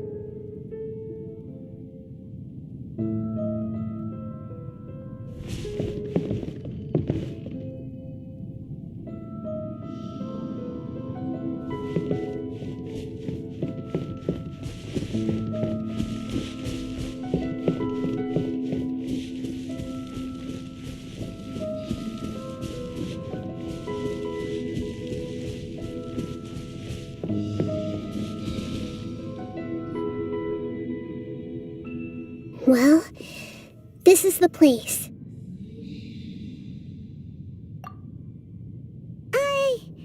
We're here to find Greater Lord Rukkhadevata, right? But the one standing over there is... Is that... me? She looks exactly like me. Are you Greater Lord Rukkhadevata? Yes, that's me. Are you surprised by my appearance? Irminsul and the surrounding lands have been reproduced here as they were years ago. But this is just a realm of consciousness. We are manifestations of the same nature. Hence why we would appear exactly the same. We're of the same nature? Why? Because you are me, and I am you. You are me in the new samsara. The new samsara? As Greater Lord Rukkhadevata, I'm the avatar of Irminsul, and you are the purest branch snapped from Irminsul. Imagine it this way. Even if a tree dies, its branches will eventually take root and grow, continuing the tree's life in another form. I'm merely the remaining consciousness of Greater Lord Rukkhadevata. The real me has presumably died a long time ago.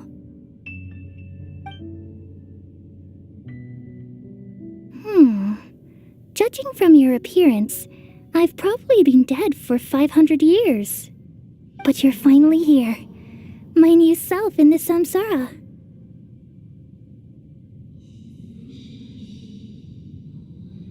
If this is true, then am I going to be a great Archon like you someday? Though we share the same nature, our fates are bound to be different. All things have their own fate. When a branch grows into a mature tree, it won't be the same as the original tree. That's why fate is the ultimate knowledge, isn't it? That's a great insight. Yes, very good. It's also precisely why you won't become like me. Really? But perhaps you may become an even greater Archon than I. I already see a determination in you that I didn't possess in my time, and the future that it leads you to will be yours alone, along with the blessings from your past experiences. Don't worry. The growth of wisdom is like that of a plant. You only need to wait quietly for the flower to bloom. Come to think of it, the sages never had the faintest inkling of the meaning of wisdom. Thank you. Nothing makes me happier than discovering that the Archon I always admired was in fact myself in another fate. It's so nice to speak with you, Greater Lord Rukkhadevata. I've always wanted to meet you. The feeling is mutual. From the moment I snapped the branch off Irminsul and created you, I've also looked forward to talking with you. Could you tell me why you wanted to create me? And what exactly happened when you died?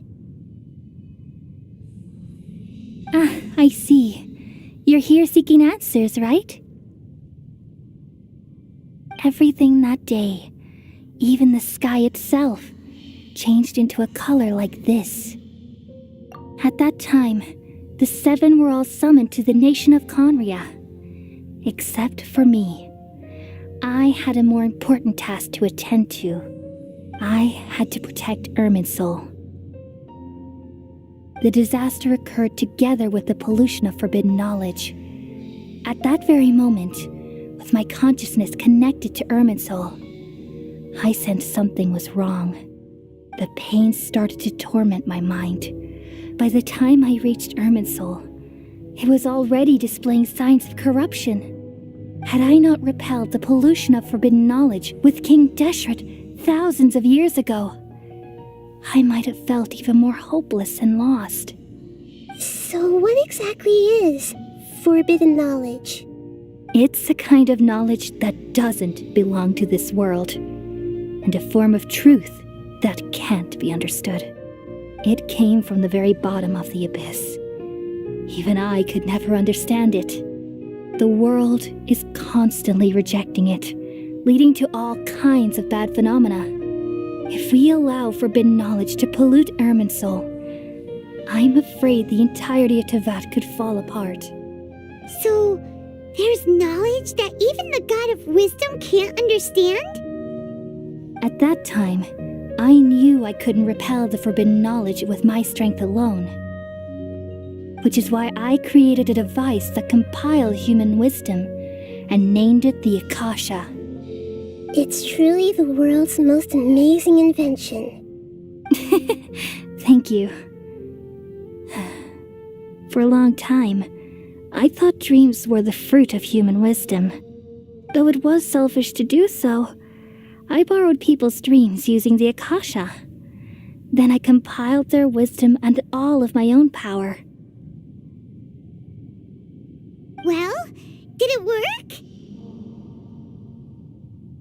Thanks to the wisdom of the people of Sumeru, almost all the forbidden knowledge was cleared from Irminsul. But things didn't go as smoothly as I thought. I had a terrible headache, which gave me an uneasy feeling. And then I remembered that my consciousness was also connected with Irminsul. It brought me knowledge and wisdom, but vile corruption as well. From the very beginning, my existence had been polluted by the forbidden knowledge. Oh no! How could that happen? I've experienced that pain in your consciousness. It must have been a horrible experience. Yes, but my feelings weren't important. The important thing was that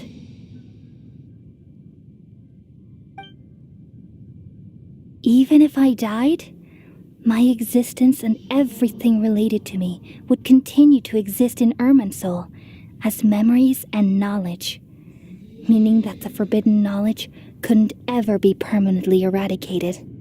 And there's no way for me to eliminate myself. It would be a sort of paradox. So, I took the purest branch of Irminsul as my incarnation in the next samsara, and left a trail of clues, all in hopes that you would come here and remove me and my pollution from Irminsul forever. Wait, no, I can't. So you realize what that implies. You are very smart indeed. Irminsul has all the knowledge and memories of this world. And as you've realized just now, removing me from Irminsul means I essentially will never have existed in this world. But this is the only way to save Irminsul. People love you so much and they've missed you so much over the past 500 years. I am exactly the same. So how can we just forget you like this? Is there really no other way? There must be something else I can do. You're the god of wisdom, Boer. You should know that there is no other way. But this is so cruel. I don't want to forget you. No need to feel so sad, Boer. As someone who delights in wisdom, you should feel joy at finally finding the answer. These are the words in their entirety, the answer you've been seeking all along. Let the world completely forget me.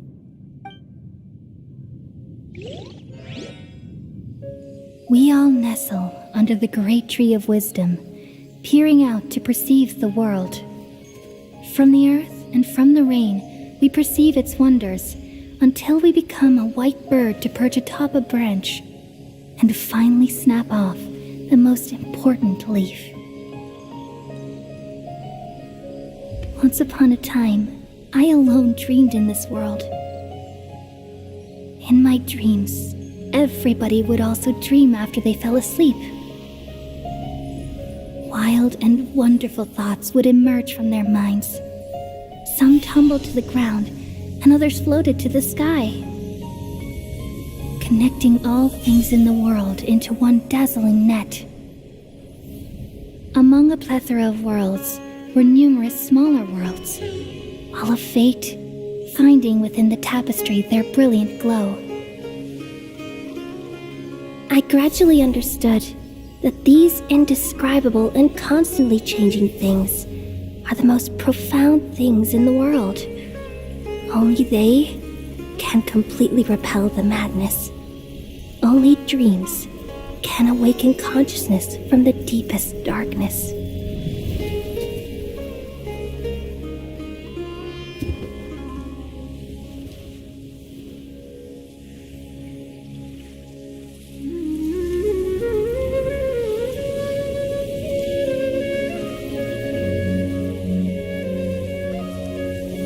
I'm the one who posed this question, yet also the one who sought a solution. Saving the world with the dreams of the people used to be my answer. And now, you've also found your own answer, and I shall return all the dreams to the people.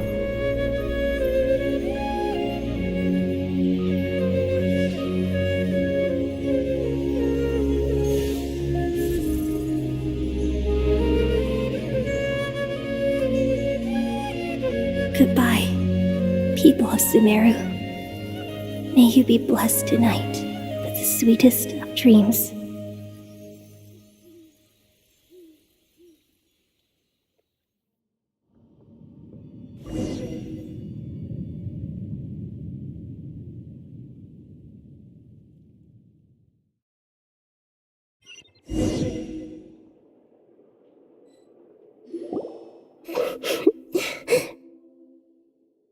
I'm alright. I'm just a little confused. We've just saved the world, right? So why am I crying? I don't know where this feeling inside of me is coming from, but I feel very sad. Just now, we used the power of two gnosis to successfully connect with the Irminsul consciousness from 500 years ago. Then, we removed the remaining pollution from Irminsul.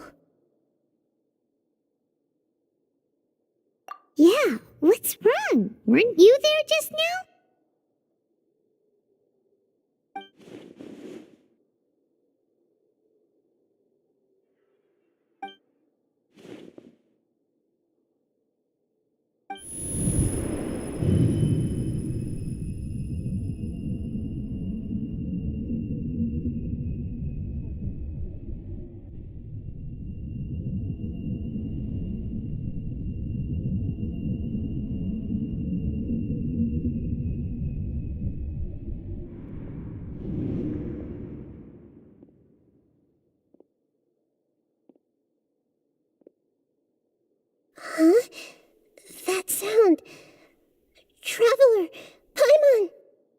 I've been waiting here far too long. But finally I have the chance to be alone with you. All the precious time I wasted has finally paid off. The doctor! What have you done? Just a type of sound wave that can quickly put defenseless people into a dream. As I expected, it doesn't have any effect on gods. This is the only thing of interest I found among the sage's research. I thought I'd take it for a little spin. Don't worry.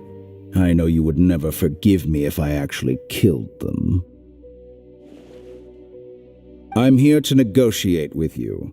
Naturally, I won't do anything dangerous that could potentially damage our relationship. Negotiate with me? I heard you had already left Sumeru. Why are you here again now? I left Sumeru, but I also stayed in Sumeru.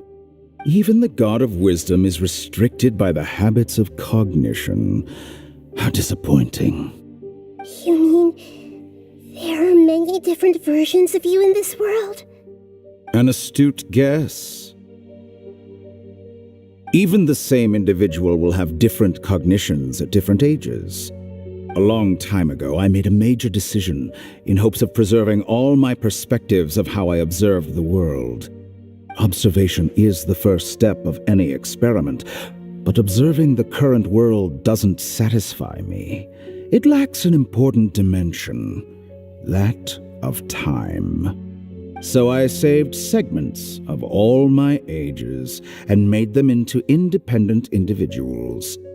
That's all there is to it. Indulge me. How does the God of Wisdom find my method of seeking knowledge? It's an insult to the very concept of life. Life inherently has many rules and restrictions, each with its own significance and reason to exist. They can't be broken on a whim. Good. Amazing, even. Indeed, it's difficult for humans to make peace with themselves, not to mention oneself from a different period. Since you were in the Akademiya, why wait until now to show up? You could very well have stopped us and helped that fake god. Simple. Let me ask you this. Would any staff member ever help the subject in the middle of an experiment? It was my experiment. So why should I interfere with the results? The Akademiya saw the plan to create a god as their ultimate goal, yet you only saw it as an ordinary experiment. You really are crazy. If the experiment succeeded, you would have had a new god on your hands. How would you have faced your own god then? Would you still take the same stance? Would you still hold the same view of yourself? I'm first and foremost a scholar. These results should be left to the judgment of the hypothetical me confronted with that outcome. But you're right. And that's exactly why I'm disappointed with the conclusion of this experiment. As an individual, you don't have any sense of belonging. You seem to have even fewer convictions than a typical scholar. Oh no, I certainly have my own convictions. They just don't fit your standards, that's all. All right, that's enough conversation for today. The experiment is over, and it's time to tidy up the equipment and reclaim any useful materials. For example, the Gnosis. Lesser Lord Kusanali, you're an intelligent Archon. I'm sure you understand the disparity in our combat abilities at this time. Besides, you have no way to use that Electro-Gnosis in battle. Didn't you say you were here to negotiate with me? Somehow, it's starting to seem like you intend to take it by force now. I'm merely stating a fact. After all, I'm also a scholar. Naturally, I hope to show proper respect and dignity to the God of Wisdom. Your hypocrisy is built on absolute confidence. I understand your scheme, but... what if I were to destroy the Gnosis now and awaken the heavenly principles? Awaken the heavenly principles? Do you think that's really possible? The heavenly principles have been silent for many years, but the Gnosis are symbols of their control over Tevat and all the laws. Will the destruction of a Gnosis attract the attention of the heavenly principles? And if so, how do the Fatui plan to deal with the consequences? Do you dare to gamble such a possibility with me? Gamble? How surprising. I thought you would show evidence or use rigorous reasoning to prove your point. The word gamble is the last thing I expected to hear from the god of wisdom. But this is a clever move. You must have seen through me when I first captured your consciousness. As a scholar, I respect all possibilities. This has always been my principle and is an essential trait as an experimenter. Indeed, I can't ignore this possibility. So tell me then, what are your conditions? This foreign Gnosis will only lead to disaster if it stays in Sumeru. But this Electro-Gnosis is the prize I attained after defeating one of your fellow Harbingers. Now, as the one who initiated this cascade of events, shouldn't you pay the corresponding price? Price? Interesting. What price would you have me pay? How about erasing all your other segments? So this is how you wish to restrict me, the most threatening opponent of the Nation of Wisdom. What you request of me is like plucking out the eyes I have placed in the dimension of time. Segments are extraordinarily difficult to make. They require extremely rare resources and enormous amounts of time and effort, requiring me to destroy them all here and now. Bravo. A suitably wise decision on your part. Yes, how very interesting. Can I assume that you have long been wary of me? Among all the versions of me, this segment you see now is the most selfish. If it weren't me, your idea wouldn't have worked. What did you see when you were imprisoned? You were observing me, and that's how you know I've long grown tired of their doubts and endless arguments. Like you said, it's difficult to make peace with yourself. Being as smart as you are, have you managed to do that? I see. If you think all those versions of me are worth a gnosis, then deal. You sure didn't hesitate much. Is the relationship between all the versions of you really that bad? I don't think there's any need to dwell on that. The surplus versions of me can be exchanged for a gnosis. Do you think anyone can offer themselves at a higher price? Besides, with my abilities, it's only a matter of time until I find better perspectives. Perhaps it's best to say, you're just temporarily ahead. But what I'd like to know is, how can you be sure that I've really erased them? I can see your remaining honesty.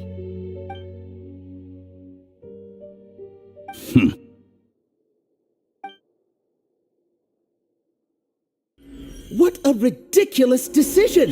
You can't be serious! How could I have been so short-sighted? You think this is the end? Wait, I'll have my revenge! You'll make this riddance count.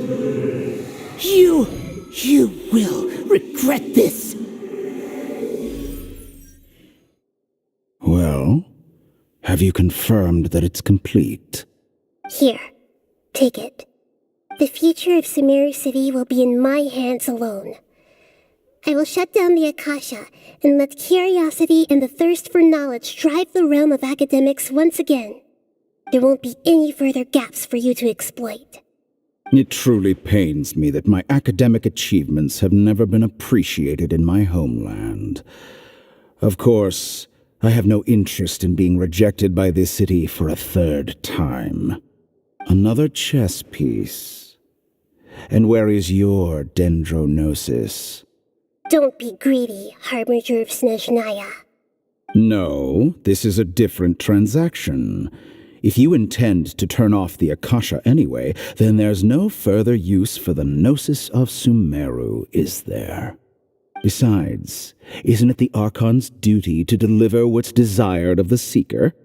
Oh, judging from your expression, you don't seem to find the idea very agreeable. Then let's think of it this way. Since you're the god of wisdom, how about I exchange some knowledge with you? People exchanging knowledge with the god of wisdom is the stuff of legends. Yet here you wish to exchange knowledge for the god of wisdom's property. Arrogant as that is, it has piqued my interest. Let me ask you, have you in all your mighty knowledge ever heard the rumor that the skies of Tevat are fake? Huh?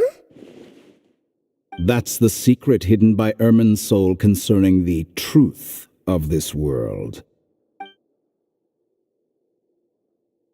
Once I finish telling you about this, it will be time for me to say goodbye. With negotiations, we've all gotten what we wanted. I'm very glad I got to meet you like this. Your arrogance may know no bounds, and convictions may mean nothing to you. But I'll still listen to what you have to say.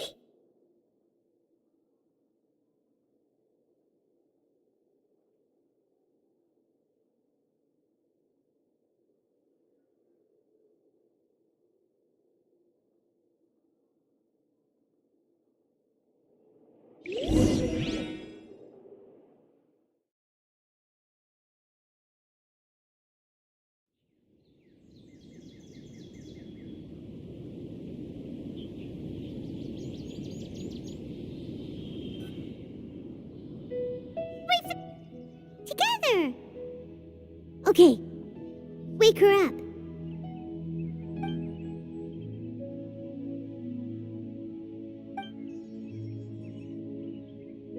Are you awake? Kali says it's time for breakfast. Come on, get up! Good morning! How are you feeling today? Good to hear. It looks like we've recovered pretty well. Not even Tainari could stop us from going out now, right?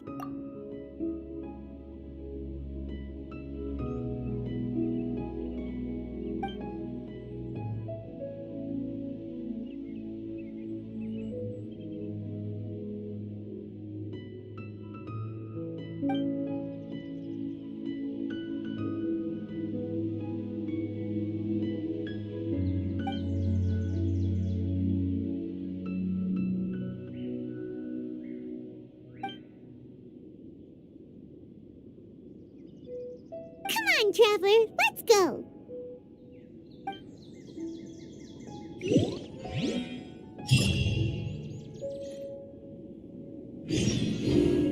Surely that little girl must be leaving soon.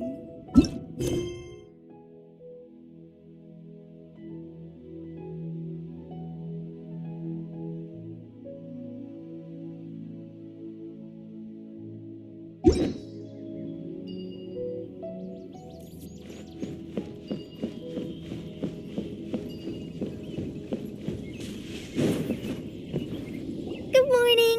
Looks like you're awake. Yep. I prepared some breakfast today. Please have a taste. I hope you'll like it. It's nice to have you here so we can eat something yummy. Well, now that I've recovered from Azar, I'm feeling better than ever. I can even prepare 4 or 5 meals a day now. And Paimon bets they're all delicious. Oh, by the way, someone brought a letter for you after you went to sleep last night. Nope, Paimon wanted to read the letter with you after you woke up, so Paimon didn't open it. Alright, let's read it now. Oh, it's from Nilu! Ahem. We're going to hold a feast at the Grand Bazaar and celebrate Sino's reinstatement as the General Mahamatra. As heroes of Sumeru, please be sure to attend. I'll wait for you. The date of the banquet is written on the back. It's in 2 days. also heard that you've become heroes here as well. That's amazing. Sometimes I'm really envious of strong and confident people like you.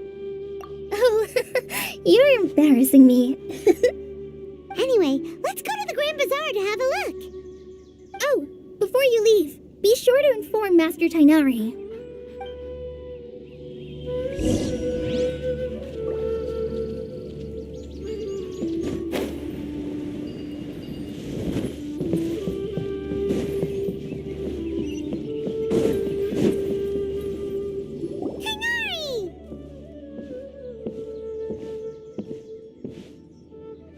Ah, good morning. How do you feel today? We feel much better. How about you? I'm recovering well, thanks for asking. But from the looks of it, you seem to be already busy with work again. It's fine, I'm not that busy, really. The Elazar patients have recovered, as well as Hypatia. For now, I only need to tend to my Forest Watcher duties. It seems once Irminsul started getting better, everything else started to recover too. Yes, but there are still some residual effects. The withering is one example. Though it won't spread anymore, the existing zones won't just disappear. We forest rangers will still need to do the work. By the way, we have some good news. Sino got his position back. This news is hardly new. He had already mentioned it to me before. Huh? You mean he was already here? Why didn't he come to say hi to us? He visited once, but he was afraid of disturbing you while you were resting. He just asked me a few questions and left. And you probably already know all about the celebration feast. Celebration feast? No, I haven't heard anything about that. Huh? But didn't Nilu say in her letter that they would celebrate Sino? He didn't tell you? Perhaps. Or, alternatively, he doesn't know about it either. Come to think of it, Sino doesn't seem like the type who'd enjoy a celebration feast. You and Kale are both Sino's close friends. Why don't you come to the feast with us? Kale has taken over some of my tasks these days. I don't think she'll have time for it, not to mention me. You see, some VIPs have come to the forest recently. Huh? VIPs? Very important Paimons? Well, technically speaking, they are former VIPs. The sages involved in recent incidents have begun their training in the Avidia Forest, and the people they had previously imprisoned have all been released. Huh?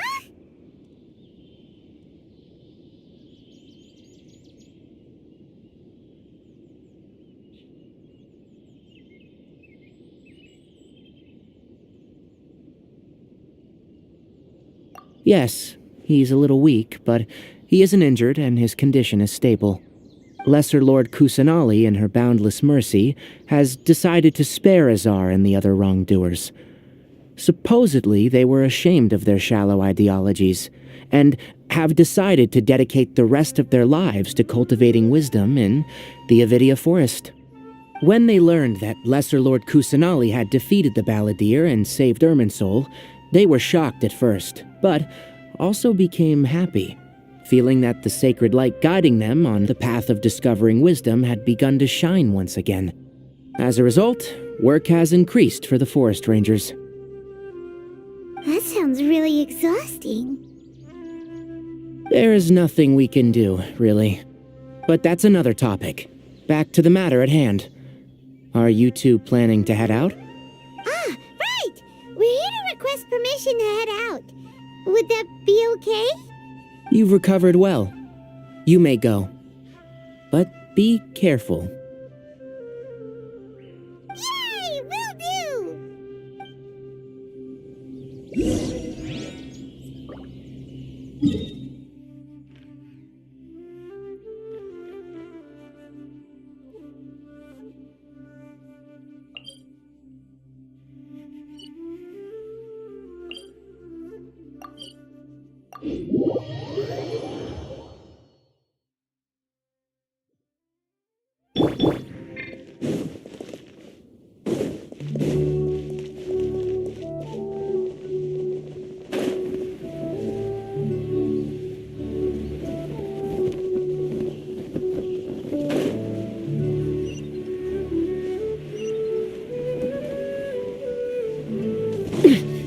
Take me up!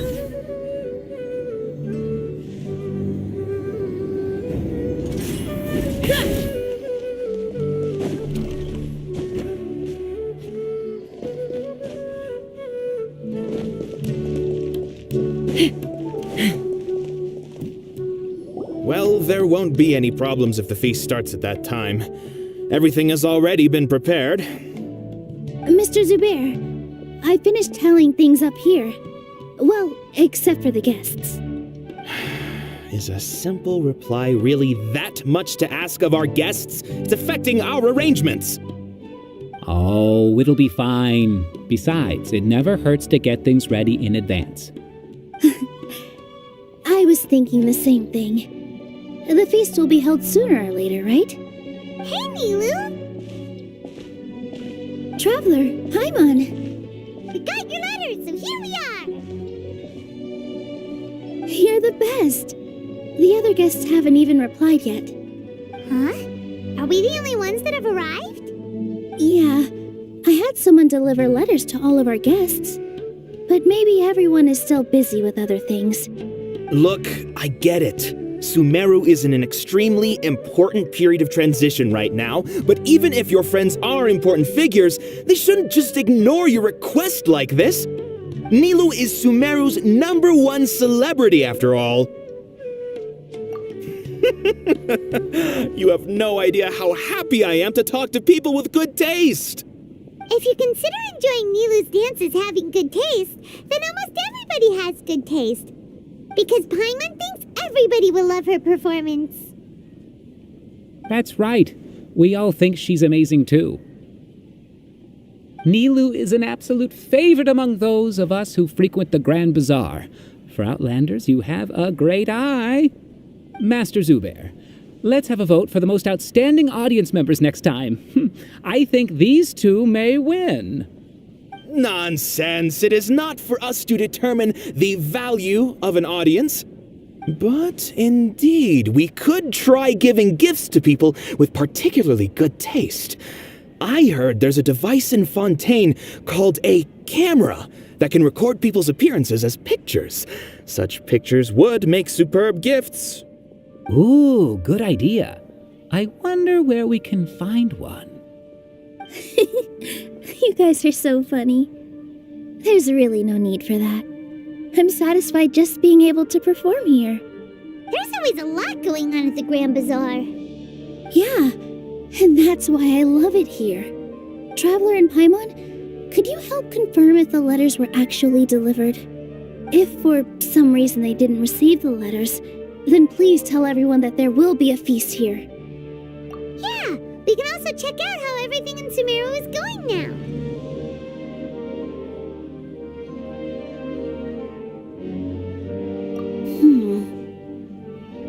When I wrote the letters, I heard that Dia was in Port Ormos, and Alhaitham was at the Akademiya. As for Sino, we've only heard that he appears at the Akademiya from time to time. I'm not too sure about Rahman's whereabouts. My guess is that he's with Dia. As for Dunyarzad, I just hope she's feeling better. I sent her a letter, but I was afraid of disturbing her. If you have time, please ask about her for me. Okay, got it. Let's go, Traveler.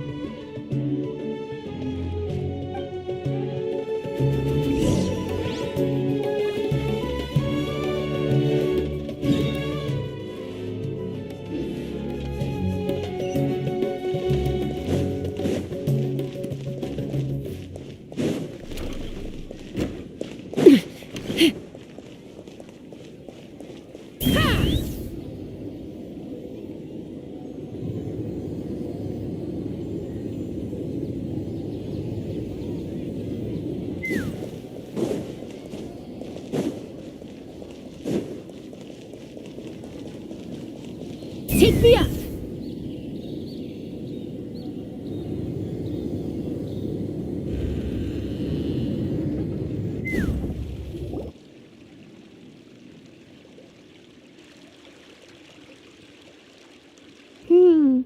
We haven't seen Alhaitham anywhere.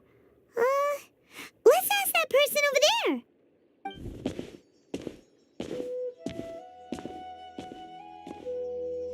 Hey there, have you seen Al-Haytham around? Yes, it seems Scribe Al-Haytham has gone to the House of Dana. You should be able to find him there.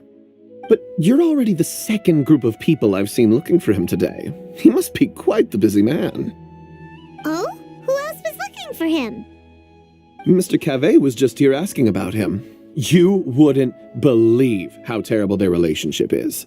And now you two are here. Don't tell me everyone's here looking for gossip about the sages. No way! We're strictly here on business. Ah, I see. Sorry, I thought maybe everyone's as interested in rumors about the sages as I am.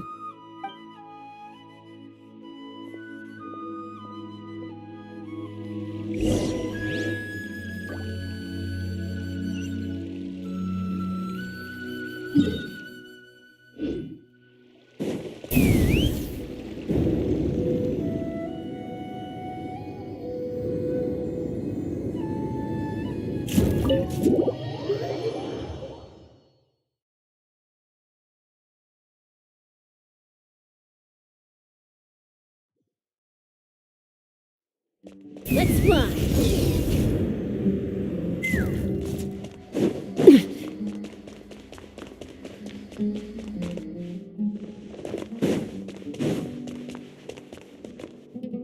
Al-Haytham should be around here somewhere, right? Oh, he's over there! But it looks like he might not have time for us. Just put down that worthless book and tell me what happened in the Akademiya. This is not just some worthless book. Do you have any idea how difficult it is to find a physical book like this in Sumeru? It doesn't matter. It's probably just another thing that you used your authority to get your hands on anyway. Just put it aside. Listen, I came back today only to hear that the sages have disappeared. Oh, you sound surprised. I thought you would already know the inside story.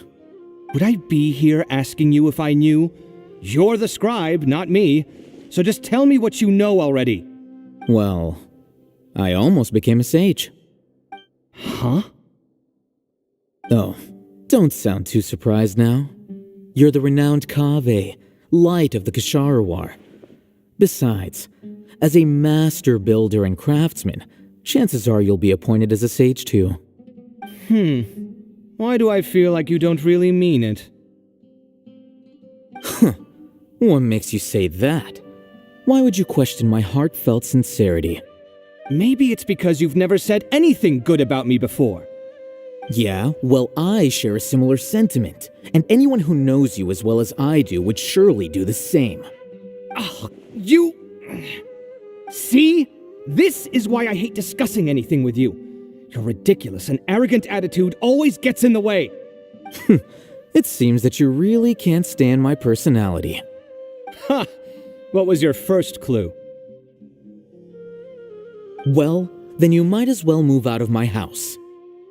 Are you threatening me? Stooping to a new low, I see. Ugh, and don't change the subject. You, a sage? What a joke. The Akademiya might as well just close tomorrow. Are they having a fight? Forget what's going on with the Akademiya. Haven't you been busy with your construction project? Tell me, when are you going to build yourself a mansion? Don't get me started. I get angry just thinking about it. So, what great building did our master architect work on this time? Like I need to tell you. Keep your nose out of my business. No, I think we deserve to know. Where were you when Sumeru needed you most? I was in the desert for a large project, but considering Haravatat's utter ignorance of architectural and aesthetic matters, you probably wouldn't understand. Oh, which is truly unfortunate. I can only pity the man who doesn't understand the first thing about beauty and romance. Unlike a true... Hold on, wait a second. What do you mean by when Sumeru needed me most? Well, while you were out fiddling around in the desert, many people came together to save Sumeru from a crisis. Ha! And you think I'd believe that? Look, all you really need to know is that Azar and all his accomplices have all been overthrown. Huh? What nonsense are you talking about? It's no skin off my nose if you don't believe me. It's not like my Darshan was the one trying to apply for funding from the Grand Sage. Yours, though, on the other hand... You know what? I'll ask around. I'm sure someone knows what's going on here. You're dead if I find out you're lying to me.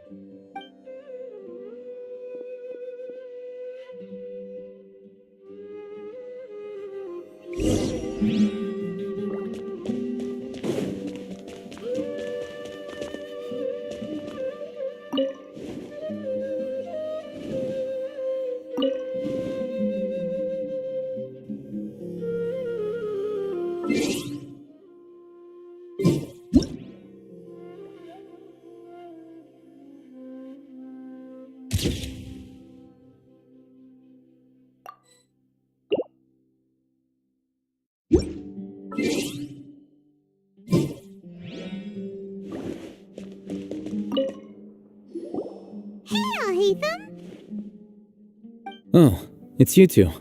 What's the matter? We're running some errands for Nilu. Have you received her letter? Letter? Nilu said she sent out a letter inviting everyone to a celebration feast in 2 days at the Grand Bazaar. We'll also be celebrating Zaino's reinstatement as General Mahamatra. If she addressed the letter to all Haytham of the Akademiya, then the letter should have gone to my office.